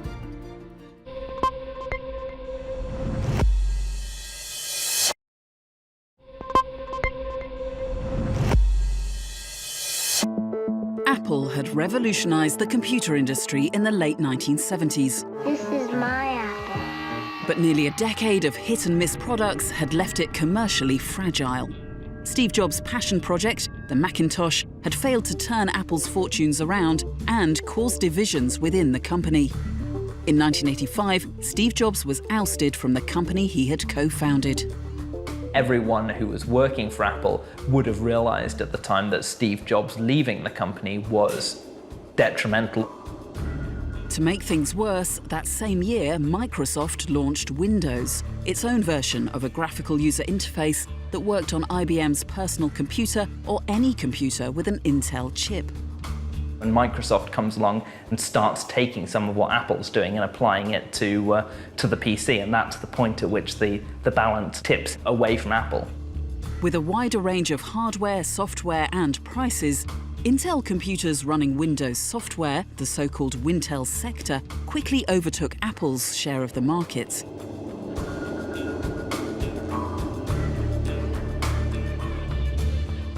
Beginning about 1988, the platform share of Apple was going progressively down, and it actually sunk below 10% around 1991, 1992. And an incredible top-down decision that was made at that time, it was decided, let's go up and crank up the entire supply chain, and literally a calculation was done on how many computers needed to be bought and sold to get Apple's market share up to like 11, 12%. And Apple committed to all that inventory. Apple didn't sell it. Didn't come close. I think that's the first time the company realized it really was losing the Wintel war. And if you look back at the pricing, it's pretty clear why, because Apple products were selling at a premium to the Wintel products. Consumers are not stupid. And they would look at this and say, I really like Apple. I really want to buy Apple, but I just can't justify it personally. Despite struggling with finances, Apple didn't stop innovating. One of its most ambitious projects came out in 1993, a handheld device called the Newton Message Pad. Helping people keep in touch. The idea behind Newton is that it's an assistant, something that actively helps you as you capture, organize, and communicate your ideas and information. The Newton is a great example of everything that was good about Apple and bad about Apple in the early 1990s. The Newton was really, in some ways, a prototype iPhone, except that it couldn't make phone calls. It was a handheld computer at a time where even laptops were still incredibly bulky things. It used artificial intelligence, it had all of these amazing features. You could write on it with a stylus, and the idea was that it would then be able to kind of recognize what you were writing and turn that into computer text, which for 1993 is an incredibly ambitious project, but unfortunately it turned out to be too ambitious. You know, Newton's pretty smart, but it's not always going to get your handwriting right. Like the handwriting into text didn't work very well. People were disappointed at that. So you really had something that was really hard to use and expensive. And those two things made it a failure really right out of the launch. You know, it never took on at all, even amongst the hardcore Apple lovers. It just didn't work. When you're done, Newton even has a smart way of getting rid of your trash. Apple was panicking, but instead of consolidating, it continued to bring out different products. They were bleeding money. They couldn't compete with cheaper competitors.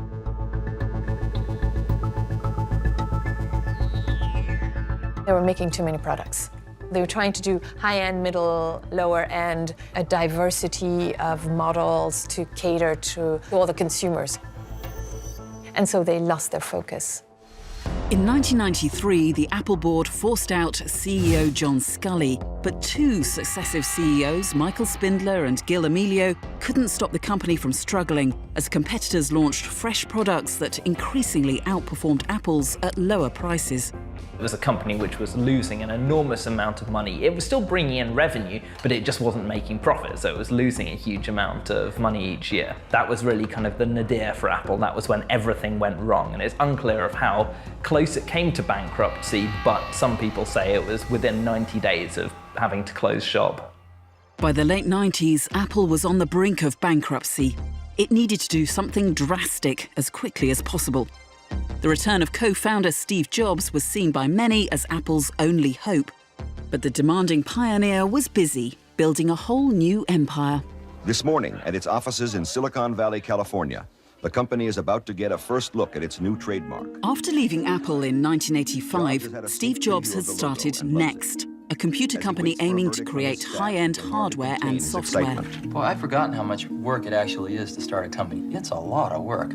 And you've got to do everything. You've got to come up with a name. You've got to come up with a logo. I mean, in addition to designing the product, you've got to figure out what to design. You've got to figure out how you're going to get it to the marketplace. You've got to do a part number system. You've got to go get bank accounts. You've got to set up charts, general ledgers, get a management information system, get a little kitchen set up, get a coffee maker, all this stuff. You know, it isn't like this should be something new. That's one. But, I mean, I agree.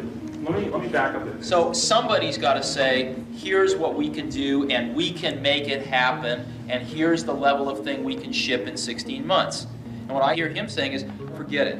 And boy, that just makes me smoke. Jobs spent 12 years away from Apple, notably helping Next Computers develop an innovative operating system. However, there was no doubt where Jobs' heart and ambitions really lay.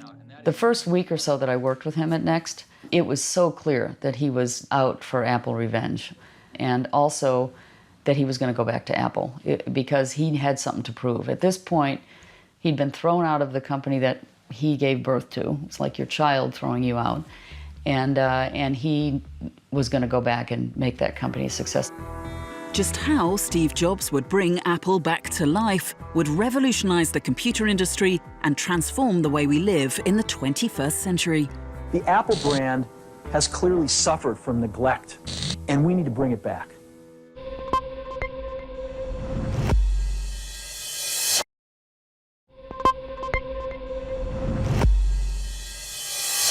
In 1996, Apple was on the verge of bankruptcy and desperately needed a new operating system for its Mac computers.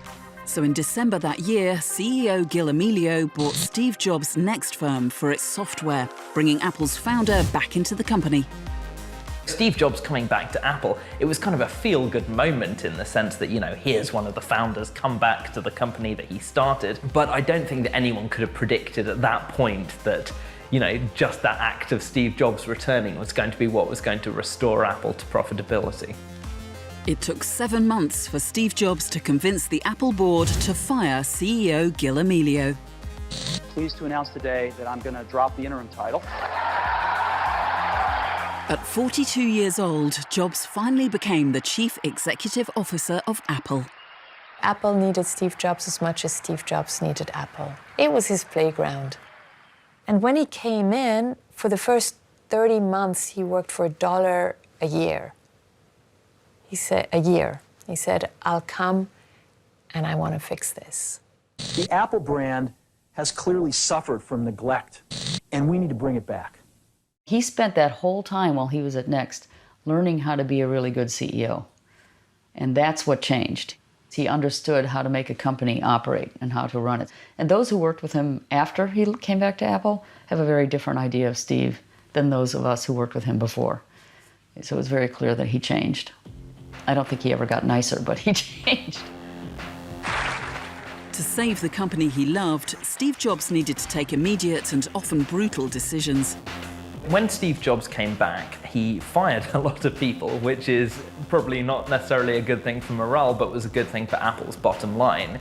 He also got rid of a lot of the product lines which were not particularly profitable. And so you're going to see the product line get much simpler, and you're going to see the product line get much better. Here's to the crazy ones. Apple's next challenge was to convince the rest of the world that Apple was worth buying from again. Round pegs in the square holes. The ones who see things differently. The Think Different advertising campaign was an attempt to relaunch the Apple brand, to bring it back to the counterculture-infused values that Steve Jobs first envisioned back in 1976, when the company was founded. Is ignore them. Because they change things. They push the human race forward. Think Different was another incredibly brilliant campaign. that really started to attract not only the creatives, but people who wanted to be creative. It honors those people who have changed the world. Some of them are living, some of them are not. But the ones that aren't, as you'll see, you know that if they'd ever used a computer, it would have been a Mac. I think the Think Different campaign was the inflection point that took it from a downhill slide to, okay, now we're going to go on up. That really is Steve's greatest gift, is that he is incredibly emotionally intelligent. He understands what people want before they do. He understands what they're going to do with things before they do. And that's what he capitalized on when he came back with the Think Different campaign. So now he realizes, okay, we have a cult here. Let's protect that cult. Let's feed that cult and see if we can get it to grow. Push it and it just works. It must have some. Look at that. This group of die-hard London Mac users meet monthly to share news and information on Apple. Like most fans of the company, they reject the idea that they're like members of a cult. I wouldn't see it as a cult. I have a very different opinion of a cult. So this software update here is for the operating system. And Mac App Store is now where you're getting the updates for the apps. Siri, do you love me? You're looking for love in all the wrong places. Siri, is Apple a religion? Apple's website may be able to answer your question. For me, Apple feels like an old friend. It does feel like a company that I've been able to trust all my life. They've always pushed things. They've always pushed the future. Type-C cable. I was at primary school. I can remember the exact Mac I used as well. It was in year 3 of school.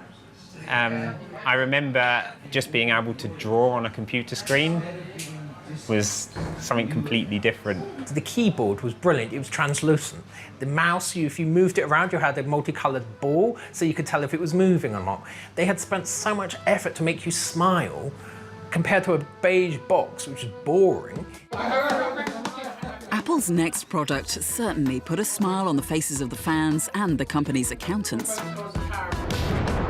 In 1998, the iMac G3 arrived. A lot of people will remember the iMac G3 as the kind of the blobby, colourful Macintosh from the late 1990s. It's kind of translucent blue, coloured after the sea on some Australian beach. Really, I would say that the iMac is the machine which comes at the same time that Apple suddenly becomes profitable again. So really, that is one of the most significant products in Apple history. It was a machine that everyone could afford. And it was beautiful. But it was more than that. It was very, very easy to kind of pick up. It was very, very easy to feel connected to it and for it to feel like an extension of you. Designed by Jonathan Ive, the iMac G3 was a transformative success for Apple. In its first 5 months, it sold close to 800,000 iMac G3 units. It's the product which introduces the world to not only the return of Steve Jobs, but also Johnny Ive, who becomes an enormously significant figure in Apple's history as the designer of so many of its later products. And this was the first time that they had worked together. From losing around $1 billion in 1997, the company posted a $309 million profit just 1 year later. And this was just the beginning. Steve Jobs and Apple's next target was the music industry. The record publishers were forcing young people to buy an entire album that they would listen to only for a few months on their MP3 player. And the music publishing industry was almost ready to be destroyed. Apple wanted to do something, not just a MP3 player. It actually took on the challenge of saving the music publishing industry. The launch of the iTunes music service in 2001 allowed users to rip, burn, and listen to individual music tracks legally and easily. It almost single-handedly pulled the rug from music pirates and paved the way for Apple's next hardware release. In October 2001, the iPod portable music player was released. I think the iMac was probably the product that relaunched Apple, but the innovations came quite fast, one after the other. So the iPod was truly revolutionary. iTunes was a brilliant idea. iTunes and iPod function together. You can't have one without the other. Again, you suddenly had this closed proprietary system, but everyone wanted in. Apple had always been a company that was willing to experiment, but it hadn't ever managed to do these completely successfully.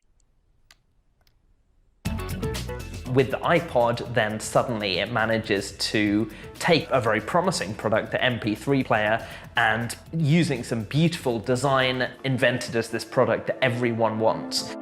Many attempts have been made to produce a successful portable MP3 player, notably from Asian companies like Seihan, Kowon and Creative. Technology.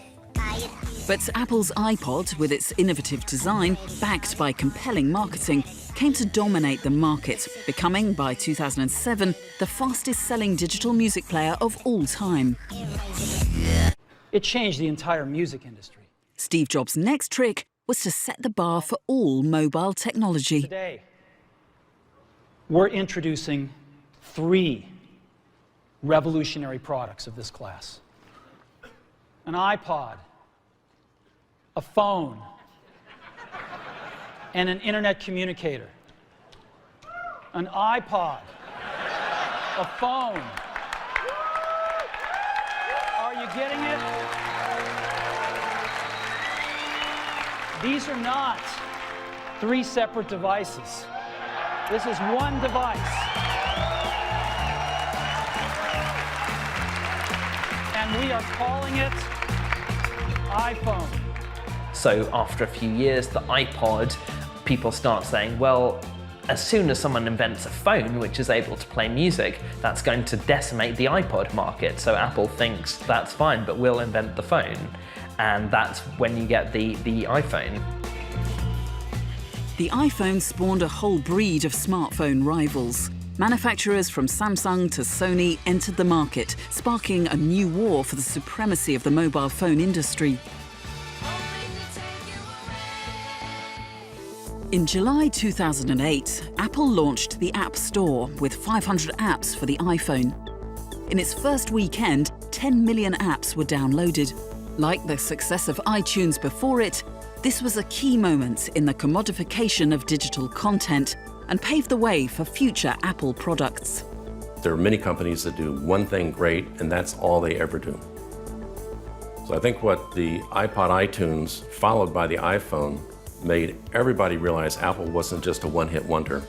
It had something in its DNA, that it had the ability to make a continuing series of great products. By the time the iPad came out, everybody expected the iPad to come out and be a great product. With its proliferation of products, Apple's fan base was growing, and in 2001, Steve Jobs gave his congregation a church, the Apple Store. Tim Kobe is the designer of the Apple stores.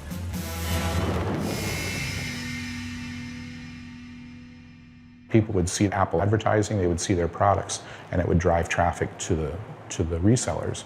But the resellers were also selling, 20 other computers.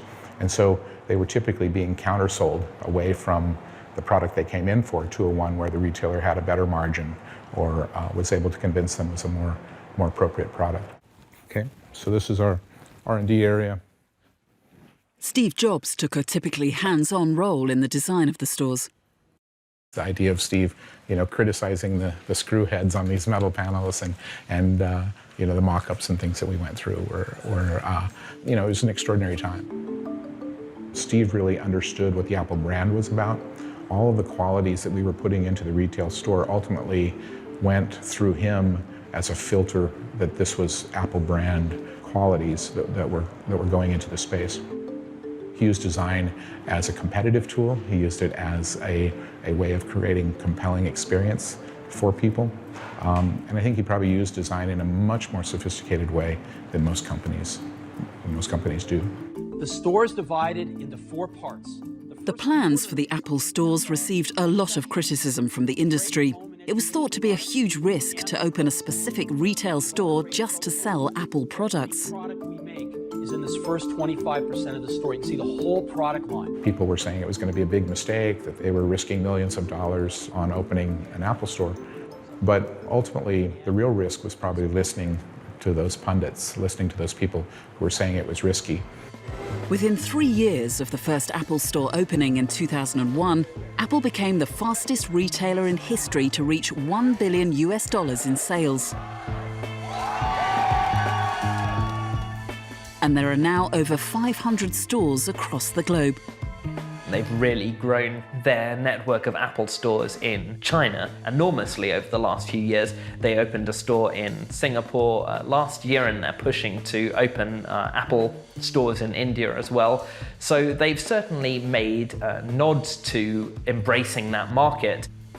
I think opening the Apple stores was a brilliant idea because it created that sense of, I'm going into somewhere special to buy a special product. It's about creating that complete, total customer experience. Steve Jobs' world-changing vision for his company was getting fulfilled. Thanks for coming. But in 2003, Jobs was diagnosed with pancreatic cancer, and in 2011, he passed away. Apple was now a huge success, but with its visionary leader gone, how would the company cope in new markets and facing aggressive new rivals?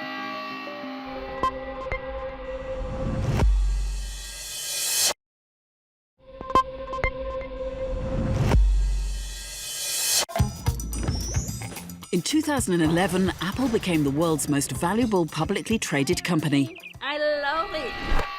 On August the 24th of the same year, Steve Jobs resigned from the company he had founded, and 6 weeks later died of cancer. He was 56 years old.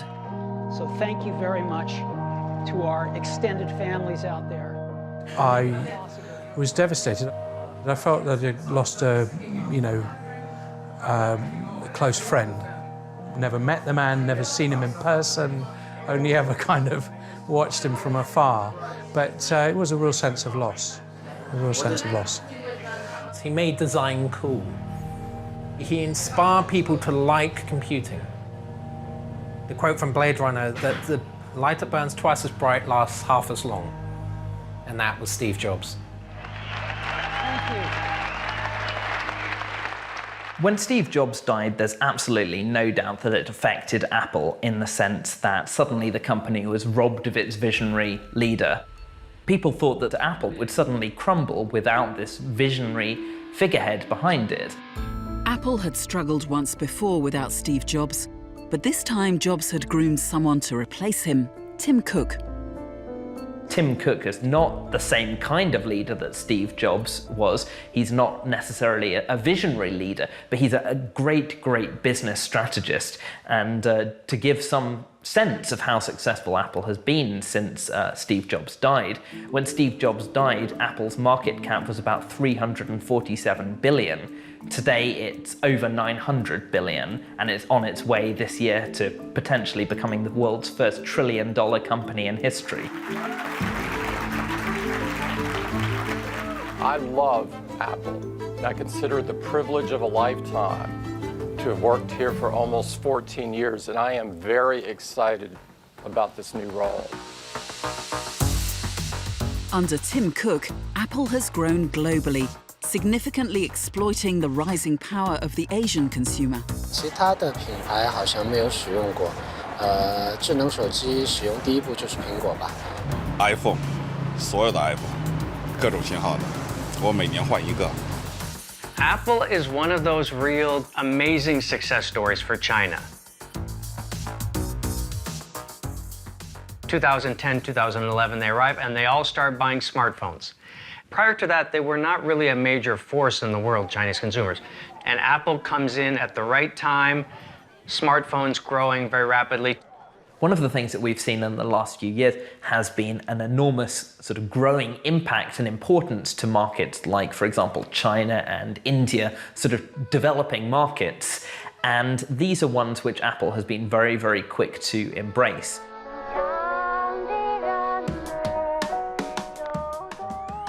Tim Cook's actually talked about the fact that Apple's products today are designed for a Chinese audience in some senses. If you look at the gold iPhone, which Apple introduced a few years ago, that very much is a phone which has been very successful in China and quite possibly was aimed at the Chinese market to begin with. 2015 is kind of the high mark where Apple's got like 25% of the China market. It's responsible for half of their global growth is China. And in the process of this, they establish a well-known, incredibly well-respected brand. A luxury brand is really what they are. 手机，然后那个 iTouch 最早以前 iTouch， 然后现在那个笔记本电脑，但是就是常用的都是苹果的。我的粘性完全使用习惯完全是在 iOS 上，在 iCloud 上。 In China now, the App Store brings in more revenue than the App Store in the US. So there is a sort of a shift between the two markets, and I think that that's something that Tim Cook has been very, very aware that he needs to kind of embrace, that these are no longer markets which can just be sort of taken as, you know, as a nice added extra. This is where the battles of the future are really going to be fought, and Tim Cook has really embraced that. One of the major battles facing Apple in China is the threat of highly innovative rivals, all trying to take a bite out of Apple's market. Apple has succeeded in China as much as any foreign company can hope to succeed. But then what always happens here is phase two, which is local competitors come on, and they come on very strong. And that's what's been happening in the last, since about 2015 till now, it's just one very smart, well-run local competitor after another. Vivo, Oppo, Xiaomi, Huawei. And now Apple is just fighting. But that is life here. I think some of the difficulties in Asia has been price. So a lot of lower priced products, phones you can get, competition from local brands like Xiaomi, like Samsung and so on. Samsung does incredibly well in Asia. So very strong mobile phone competitors, very strong computer competitors like Lenovo. So in each one of the categories in which Apple is very good, it has faced very strong local competition. And I think that's been difficult. It's also priced at a price point which is higher than most Asian competitors are willing to pay for. Being at the top of the tree makes Apple not only a big target for any rivals, but also for any criticism. Battery life issues, sticky keyboards, environmental policies, and labour violations all threaten to tarnish Apple's reputation and challenge the loyalty of even its most devoted fans. Most people are feeling bullied by Apple. You know, they upgraded the system on their iPhone 6, then iPhone immediately became almost unusably slow. Now, who's that helping? Who is that helping? It's not helping the customer. There are 1.3 billion active Apple devices being used around the world. But to stay at the top of the tree, Apple needs to keep giving customers what they want, and that's innovation. I really hope they will continue pushing the boundaries in terms of innovation in all those industries they're playing in. I'm afraid that they're losing their mojo, that they're losing that edge. It hasn't been the leader it once was in terms of innovation, and it's probably difficult for any company to sustain that over a long period of time. But where I think they should be looking to be successful is getting back to focusing on what matters to people. Solve the 1,000 songs in your pocket problem, not how thick is my iPhone problem. What matters is what does this technology do to make my life easier and make my life better. Tim Cook is an incredible CEO and an incredible steward of the assets he was left, and has taken those and grown them and made an amazingly high value company. But he's not a visionary, and that's an issue, I think, for Apple. Apple has evolved hugely over the past 42 years. From being a company rooted in counterculture rebellion, it is now a massive capitalist machine. Whether the next chapter for the company will see Apple growing further or being laid low by rivals is yet to be seen. What we know here historically is companies rise and fall. You never stay at the top for very long until somebody comes in, and it's always better to be second or third or be the underdog of an industry because you have somewhere to look up to and you have a competitor you want to beat. What Apple has managed to do is diversify in a way that they hadn't previously.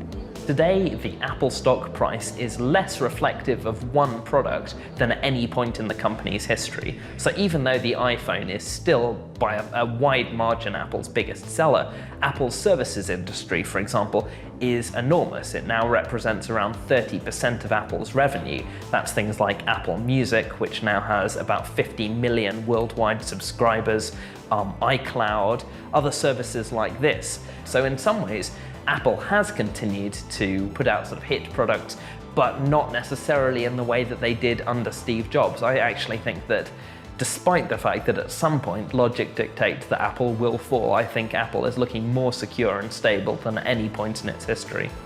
If you look at Apple, their real competitors today are not computer companies and so on. They're Google, Amazon, those kinds of companies, incredibly creative, innovative companies as well. But it depends what Apple has in the pipeline. I don't have a crystal ball. Japan's status as a tech innovator dates back to the 1970s. Tokyo lives and breathes cutting-edge electronics. It's a mecca for gaming fanatics obsessed with anime, manga, and video games. And of course, Nintendo, one of the world's most iconic gaming brands. 一番こちらにあるマリオ系のコスチュームが一番人気ですね。はい。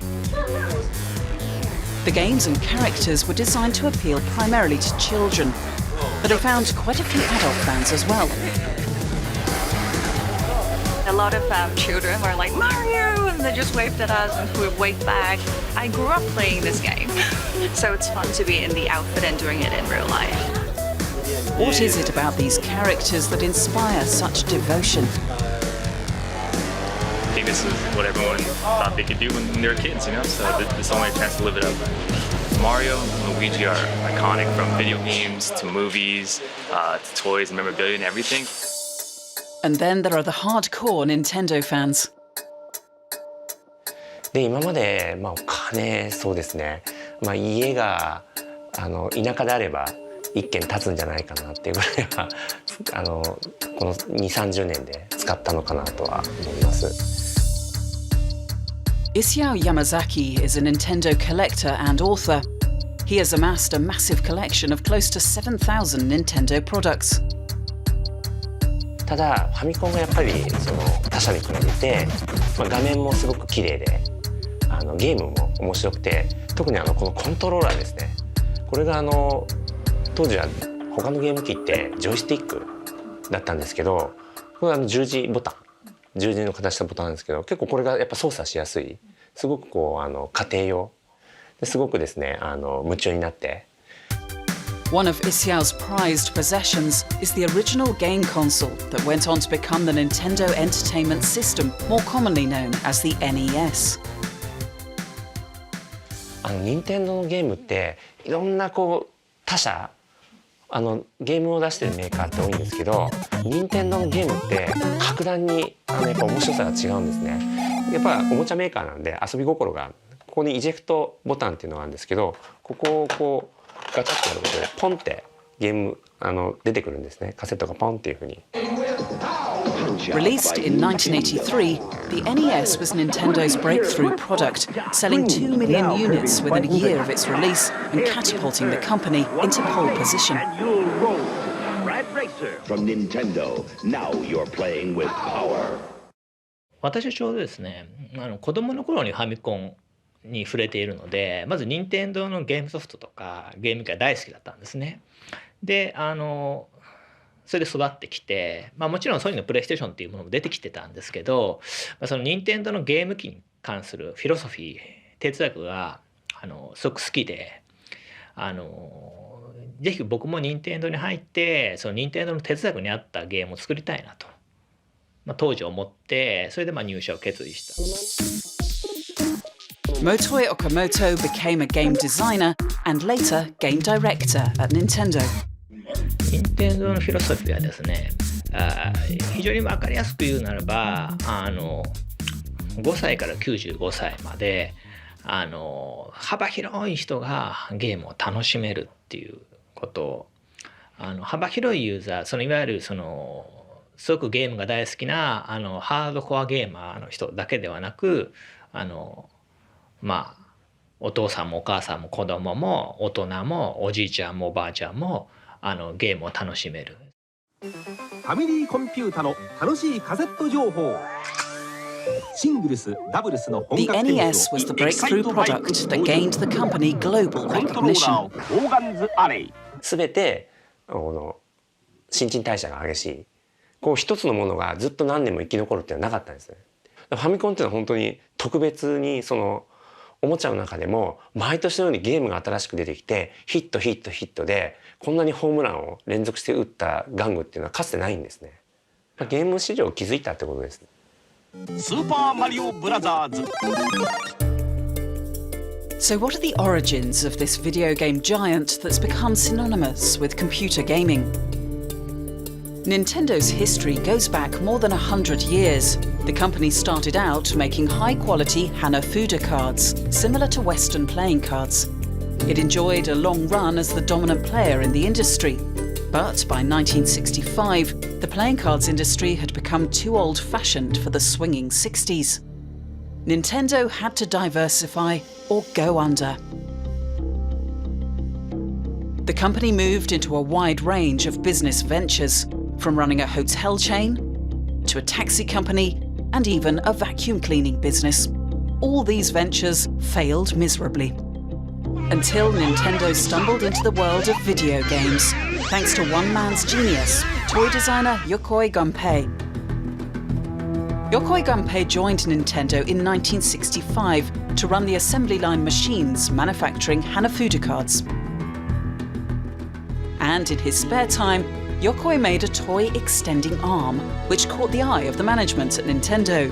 The Ultra Hand became a huge success, and Yokoi was asked to work on a range of other toys. He became one of Nintendo's first game designers. で、横井さんが入社したことによって玩具ですね、新感覚のおもちゃっていうのを横井さんっていうのはすごくアイデアマンなので、出す玩具っていうのは年齢に関係なく大人でも遊べる。Gunpei was the brains behind many of Nintendo's initial hits, from Game & Watch to Donkey Kong and Mario. His creative vision revolutionized the video game industry. Gunpei, he was really a toy builder. The thing is, we've all come into this industry knowing that it's about video games, about video game consoles, but he's someone who came from toys. He was never competing with an industry that already existed. That's one of the things that's made Nintendo always think differently. The way he approached things was very inventive. Yokoi Gunpei proved to be unlike any other game designer. He started creating new products using cheap, well-established technology. This allowed Nintendo to introduce new, innovative ideas into the market at affordable prices. This philosophy was to play a vital role in eventually establishing Nintendo as a leader in the video game market. But the early 80s was a time of turbulence for the industry. In the late 1970s and early 1980s, there was an explosion in that market in terms of the number of console makers. As well, there was an explosion in terms of the number of titles. Everyone's favourite arcade game was now easily accessible in the comfort of their own home. But as games became cheaper to produce, the market got saturated with low-cost, poor-quality games. There was mass confusion among the consumers. They didn't know which console would be best. There was no coherence in the market. As a consequence, nobody was buying any of these consoles and any of these expensive games. In the summer of 1983, Atari, the American company that had until then dominated the market with 80% share, was suddenly facing massive losses. Sales of their consoles and games hit all-time lows. The company ended up burying most of its discarded games and hardware in the landfills of New Mexico. they were deemed to be completely worthless. So why on earth would Nintendo choose this very moment to enter the home video games industry? 値ショックっていうのはアメリカのゲーム産業を確かにこう活性化させた。これはアメリカの出来事で、日本っていうのはゲーム市場自体っていうのはなかったんですね。おもちゃの市場の中で、これはあくまでもファミコンっておもちゃなんです。Nintendo saw a business opportunity. Its strategy? Distance itself from the struggling games market and sell its products in the US as entertainment devices. 日本のファミリーコンピューターと、名前が違うんですね。アメリカで売られてたのは任天堂エンターテインメントシステムという名前で売られたんですけども、なのでゲーム機として受け入れられないのなら、これは総合娯楽マシンとして、なのでそのロボットだったり光線銃だったりそういったおもちゃを一緒につけてですね。The strategy paid off. Within 2 years, Nintendo became the leading maker of games consoles globally. 任天堂は他社の真似をしない。なので独自性、自分たちで今まで市場にないものを作っていくっていう精神が昔からありました。Nintendo brought discipline to the market. They were limiting the number of games that would be produced, and they were also exerting strict quality control. So people knew when they purchased Nintendo, they were going to have access to a good number of games that were leading games in the area. The popularity of their first console made Nintendo the undisputed market leader worldwide in video games in the 1980s, enjoying a 90% dominance over its main rival, Sega. The NES was to sell over 60 million units, and it was still in production right up to 2003. In 1988, Nintendo's biggest hit, Super Mario Bros. 3, grossed well over $500 million worldwide, making it the fastest-selling home video game in history. このゲームが日本で大ヒットしました。で、アメリカでも大ヒットしたんですね。やっぱゲームって面白いねっていうところになって、そこから一気にアメリカの市場が活性化していった。Nintendo was now king of the 8-bit world. But for all its success, the company was about to be rocketed by a fellow Japanese competitor. Hey! You still don't have a Sega CD? What are you waiting for, Nintendo to make one? By the mid-1980s, Nintendo was the undisputed champion of the video game world. But not for long. Towards the end of the 80s, then Sega, with the launch of the Mega Drive and changing their marketing approach to target a slightly older demographic, then was a serious threat for Nintendo. Roberto Dillon is an academic who studied the rivalry between Nintendo and Sega in the 80s. 16-bit arcade graphics. 16-bit sports action.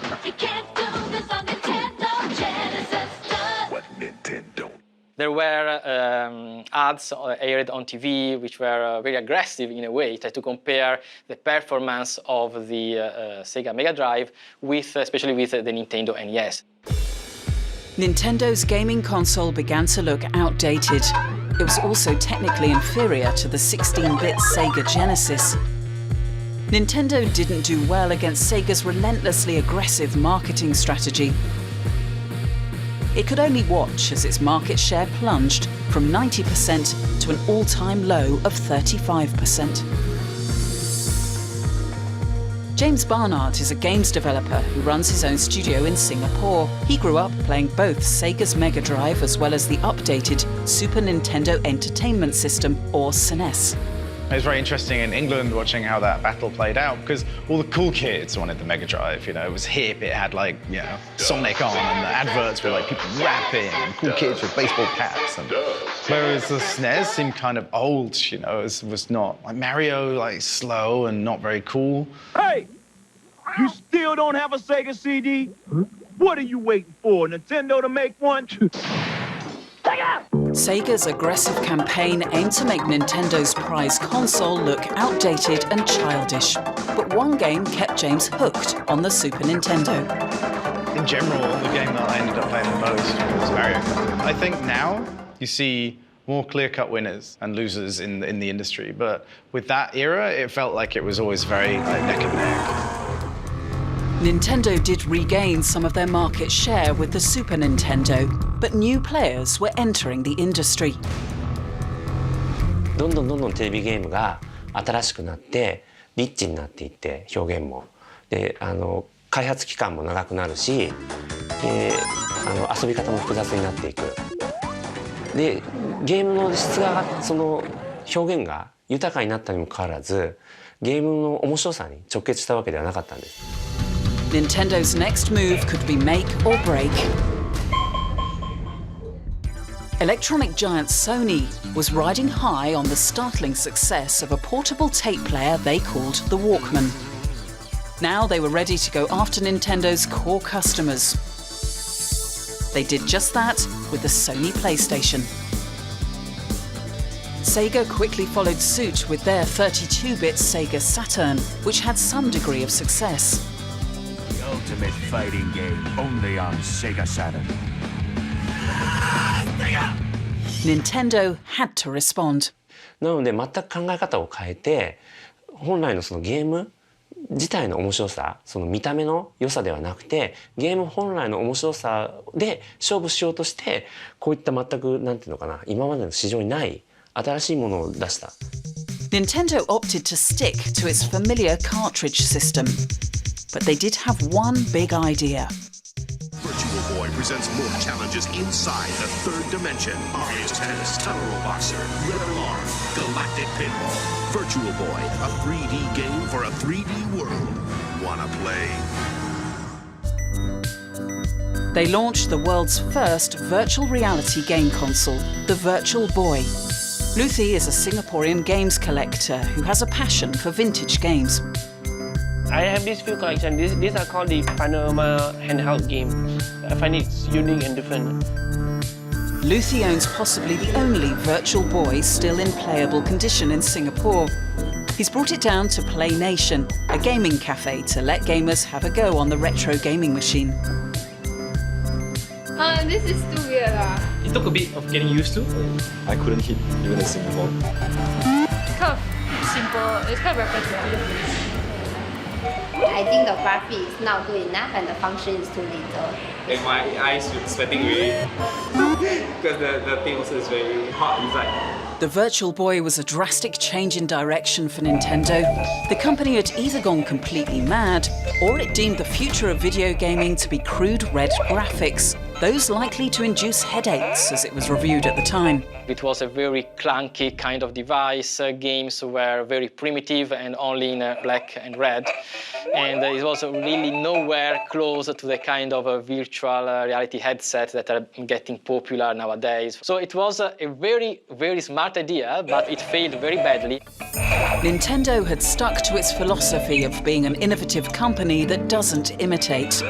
But their mantra had failed them this time. The wrong product at the wrong time. The virtual reality just made consumers nauseous and uncomfortable. So I think it was a technologically inferior product that they pushed upon the consumer base under the idea that the novelty might drive the sales. But no amount of good marketing is going to overcome the liabilities that come from having a technologically inferior product. The Virtual Boy was panned by gamers and critics alike. It was quickly dismissed as the worst game console ever made. I think one of its issues was that the Virtual Boy's graphics were very, very simple, and it came out a year after the PlayStation. So people assumed 3D was Ridge Racer. People did not think 3D was a Game Boy with some perspective in a really garish red color. The Virtual Boy was Nintendo's biggest commercial failure to date. Just 18 months after its launch, it was pulled out from the market. It didn't help that when you see it in a shop, you can't imagine what the game looks like without trying it. If you sell something that people can't understand from looking at a picture or a video, it's very hard to get them to understand. And you have to invest a huge amount of money in getting people to try it and use it. Nintendo's legendary game designer Yokoi Gunpei was the brains behind the Virtual Boy. While many of his ideas in the 70s and 80s proved to be global hits for Nintendo, the Virtual Boy went down as one of his biggest failures. Worse, tragedy struck just 2 years after the launch of the Virtual Boy. In 1997, Gunpei died in a car crash. The loss of their key creative force was not the only challenge Nintendo had to deal with. Problems were beginning to brew within the organization. 言ってしまうと若い人の意見が通るような会社には思えない、そういうですね、古き良き伝統企業というイメージでした。もうなんか東京のね、ゲームソフト会社だと普通に私服で、まあおしゃれなでも何でもいいんですけど、別に自由だったりするのに、こう京都の本社だとそうではない、京都の本社っていうか、まあ、任天堂はそうではないっていう状態で、これまあなんていうんですかね、町工場じゃないですけど、まあ本当にそういうような雰囲気の。みんな。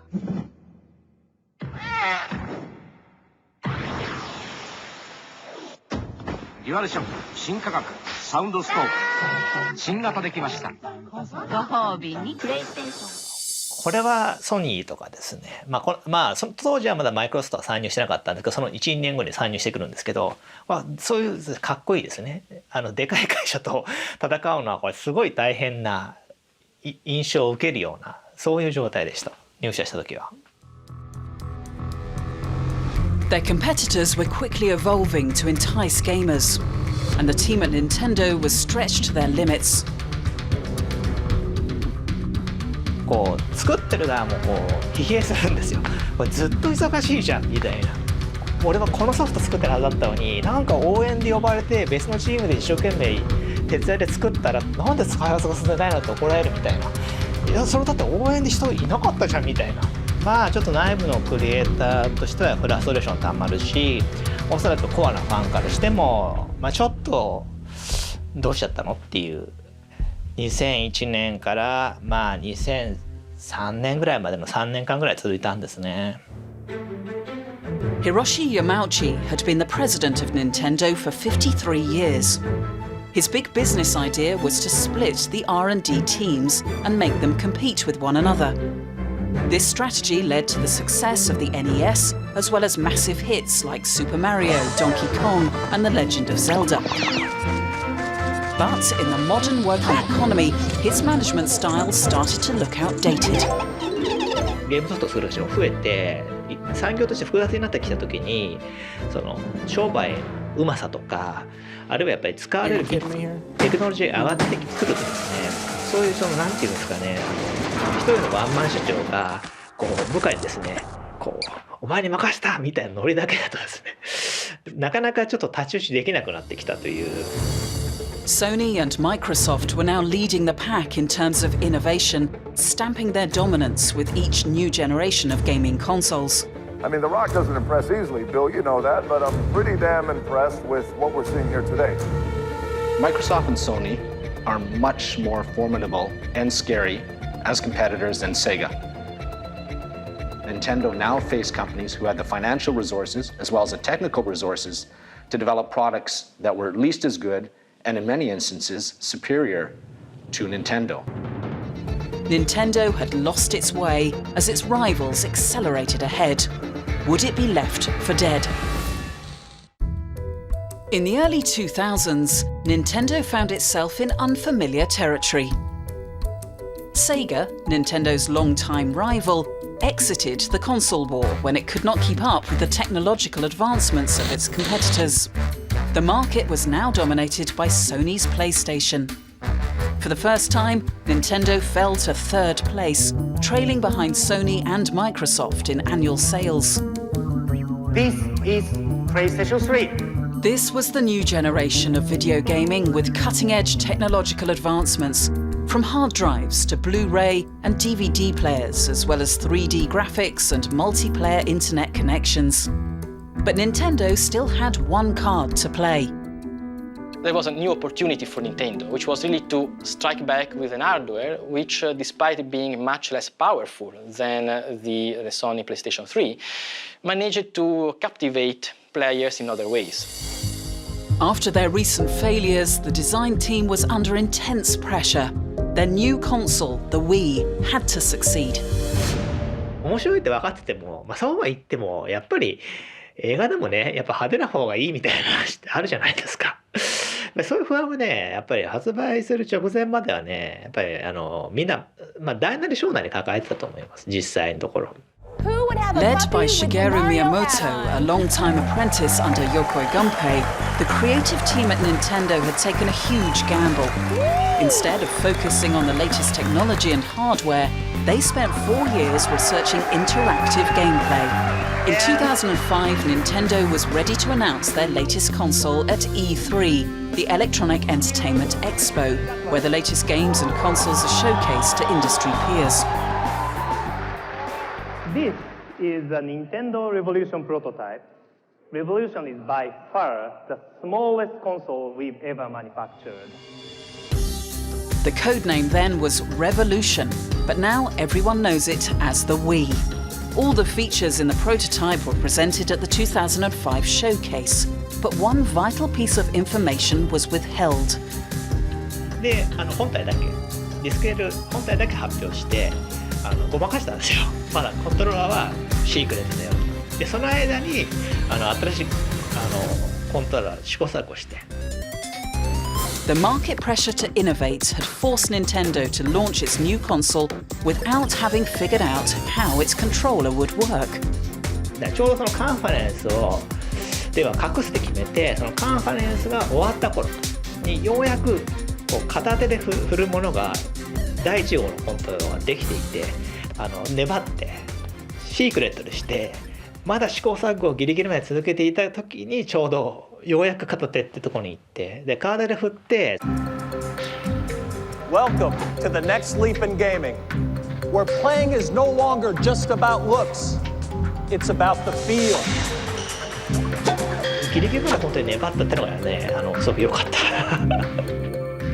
By 2006, Nintendo was back in the game, connecting with their customers like never before. The Wii was radical innovation that succeeded because it provided them with a new experience. It provided them with an opportunity to interact with their TV set, and now also televisions were growing larger, so they provided a more suitable medium by which to play games. And it succeeded because you had a whole new host of games that one could play, sports games or other action-oriented games that previously might have been played but without any physicality. It wasn't just about getting couch potatoes on their feet. The new console aimed at reaching the whole family, and it worked. If all you want is next generation, you're in the wrong place. Because what you'll see from Nintendo is not just next. Instead, it's what's absolutely new. だから Wii はだんだん任天堂を離れてしまったそのフィロソフィーが外れてしまったものを戻さなきゃいけないってことはここはもうすごく明確になったんです。だから本当に家庭の中に Wii ってものが存在して必要不可欠なものになってコントローラーを例えば家族4人でそれぞれ持って遊ぶみたいなただこうみんなで遊んでる姿をすごく CM とかでもWii は流したんですね。だそこがすごくセンシティブになったところです任天堂は。みんなで遊ぶものでリビングでみんなで楽しいもの笑顔になるものってことはもう Nintendo had gone back to Yokoi Gunpei's ethos that made them a success in the first place, prioritizing gameplay over flashy technology. Nintendo's creative team, led by designer Shigeru Miyamoto, was steering the company back to its successful ways. The decision not to compete head-on with Sony and Microsoft, but to march to the beat of their own drum, had paid off. One of the successful factors of Wii is that it's using very low technology. In the Japan market, it was the housewives who are actually very into the game. Because then housewives buy it and they play and then their kids play. And the key success for that was, number one, it does give you a new experience. And that is not necessarily relying on the technology. Although heavily criticised by hardcore gamers for having inferior graphics and for appealing more to casual gamers, Nintendo's Wii hit a home run. With no other major console targeting the family market, Nintendo's success with the Wii was unchallenged. More than 100 million units were sold in less than 6 years. My mum bought a Wii after playing my Wii. And so that advertising campaign they took on, and not just the advertising campaign, they obviously have products to support it. It was really effective in changing the industry now so that it's more inclusive of more different people. And I think they showed us that there are markets in this industry that we didn't know existed.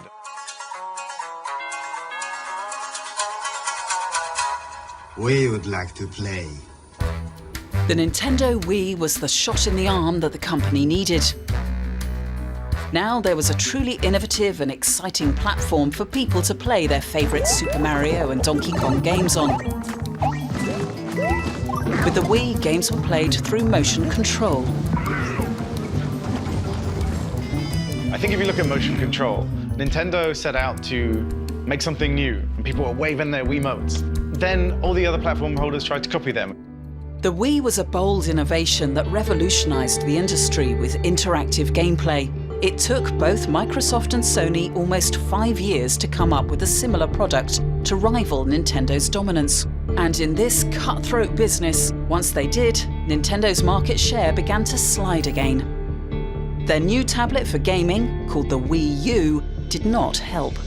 The Wii U, unfortunately, was a kind of unlucky kind of platform. Unfortunately, technology moved so fast then tablets were now much more powerful and multifunctions, could play games on their own.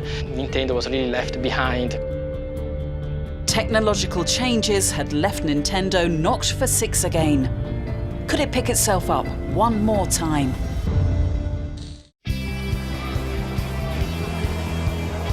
GameStart Asia is Asia's biggest video games convention. Each year, over 17,000 gaming fanatics flock to Singapore, and they're all interested in one thing: online gaming. The global video games market today is worth about $100 billion US, and almost half of that revenue comes from Asia. Alicia Lee is the founder of GameStart Asia. She's been playing video games since she was a kid, and she's seen the gaming industry evolve over the decades. You know, in the past, the stigma has always been, don't play games, go and study, right? But now parents are bringing their kids to conventions like these and exposing them to gaming, and I think, and everyone's starting to now change their mindsets. The gaming is no longer seen as a negative hobby, right? It's like any other hobby, right? It's something that you love, something that you can do with your friends and your family even. Gaming is also very social, especially now where there's multiplayer games. So sometimes instead of going out and hanging out at McDonald's, maybe you go play an Overwatch match instead, and the communication is still there. Vivian Chen has studied just why video games have become so popular. The reasons that gamers are attracted to games has a lot to do with the motivation. Gaming provides that novel experiences or different kind of worldly experiences and take them out of the everyday life. That has that entertainment bit. The other factor a lot of times that I see too, that people started playing certain games because my brother is playing, my best friend is playing. So it has become like a social activity. But gamers today are much more demanding than those of yesteryears. And brands like Nintendo can no longer bank on a loyal fan base sticking with them through good and bad games. Nowadays, the diversity of gamers is incredible, but because of the fast pace of development, people tend to start to develop their own taste in terms of what they want. So for Nintendo to actually maintain this kind of strategy, to actually stay true to the kind of technology development they aim for, and to actually ensure a certain quality level of their games, which includes using their classic iconic character like Super Mario, or including a very complex and interesting story world in the game. That helped them to actually develop a niche market. Just very simple. So you can play very simple Super Mario. I only need to spend 10 minutes of my day. So simple is good. People remember it. 35 years after its creation, Mario remains a character who appeals to both young and old. And the continued popularity of Nintendo's oldest gaming icon was to help Nintendo get back on top, this time by moving its library of characters into the mobile age. From the wildly popular Angry Birds to arcade-like games on the go, they all adopt the simple and fun nature of the original Mario series. But no mobile game has been as overwhelmingly successful as Pokémon Go. It was the top-grossing and most downloaded game in every country that it was launched in, earning $200 million globally within the first month of its launch. Pokémon Go was a huge winner for stakeholder Nintendo. It saw its share price rise by 13%, pushing its market value to above $30 billion. Although the Pokémon craze has subsided from its peak of over 20 million daily users in the US alone, Nintendo seems to have reversed their fortunes. At the end of the day now, everybody enjoys the mobility of things. Everybody wants things to be always with them. They want the entertainment anywhere they go, whenever they want it. I can continue the enjoyable, entertaining experiences on this device, on my big screen, in my car, on the plane, and it also allows multiplayer function, which I think that's a brilliant aspect. Not content with banking solely on Pokémon Go, Nintendo has joined forces with the world's most successful company to secure a home for Mario on Apple's App Store. Hi, I'm Shigeru Miyamoto. This is the new Super Mario Run. これ片手で遊べるので、こっちの手で電車の閉じ替えに捕まったり、ハンバーガーを食べながらでも遊べますよ。With its iconic characters from Donkey Kong to Zelda, Pokémon to Mario, Mario #1! Nintendo has a deep well of intellectual property that appeals to the younger generation of gamers today. So what I think Nintendo are doing, their strategy right now, is to bring their IP into the forefront of popular culture. There was a point where in America, more people knew Mario than knew Mickey Mouse. And so I think that's what they're setting out to do. Pokemon, they've proven there's huge value in their IP, and they've managed to make a hugely successful game, one of the most successful mobile games of all time. And I'm sure they hope to do the same with Mario. The fact that Mario will be back into the popular ecosystem, they're trying to compete with Disney, they're trying to be that. They're not trying to compete with Sony. They want their IPs to be so recognized that people will want to buy those products. Since its launch on Apple's App Store on the 15th of December 2016, Super Mario Run has become the top downloaded game in the US, UK, France and Australia. The game will soon be released in 151 countries. Now it's very interesting to see how Nintendo is changing their strategy again to come back once again.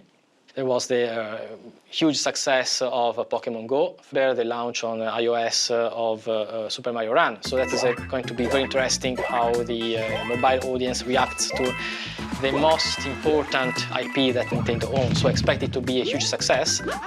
Back at GameStart Asia, one game developer agrees. I feel there is a lot of strong IP in Nintendo. Probably will be good to bring out them, to let the younger generation to experience the past 20+ years Nintendo have been doing. Because people like the millennials have not played a lot of Nintendo games. Nintendo is also gearing up to re-enter the console wars with a brand new device, the Nintendo Switch. 2017 is surely going to be a very important year for Nintendo. The new console, the Nintendo Switch, is going to come out, and they are trying to reverse the fortune of the Wii U, again having a very innovative console that looks like a hybrid between a handheld and a home gaming platform. And instead of tackling the competition with state-of-the-art technology, they are betting on a device which is mobile, paired with their iconic range of game titles. I think Switch presents a different physical experience that I can bring to a party and we can share it. Usually console game is I have my console and I play my game. I have to give it to you, or you have to come and press the button here. With the Switch, all signs are pointing to Nintendo reinventing the wheel once again, this time with the millennials in mind. With the Switch, I don't think it's fair to compare Nintendo with Sony and Microsoft. They're doing things totally differently, totally in their own way.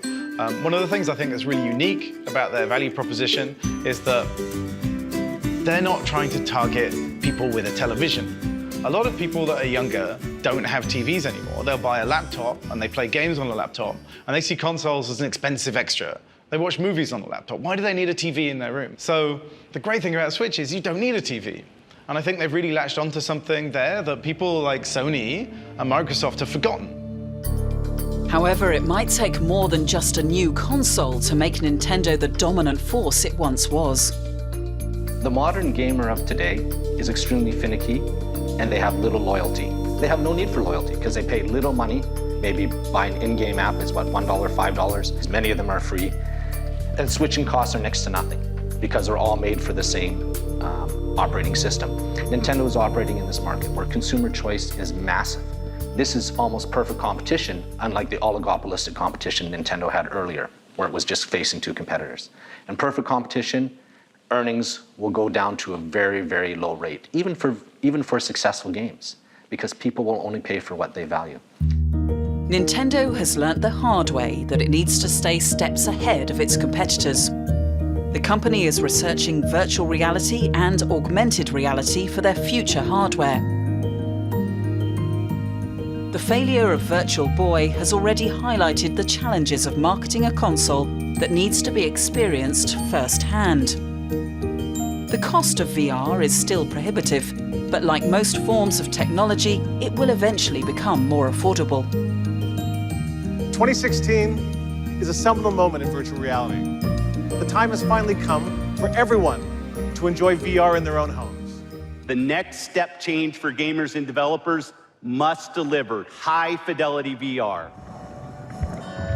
But for VR to take off, it needs to overcome some major obstacles, such as user disorientation, fatigue, and dizziness. For VR, I think it's still quite a question mark, but now, because of the technology, are much more easily accessible, and the technology is also advanced enough to extend that it reduces the dizziness and increase the possibility of being able to use it in different places.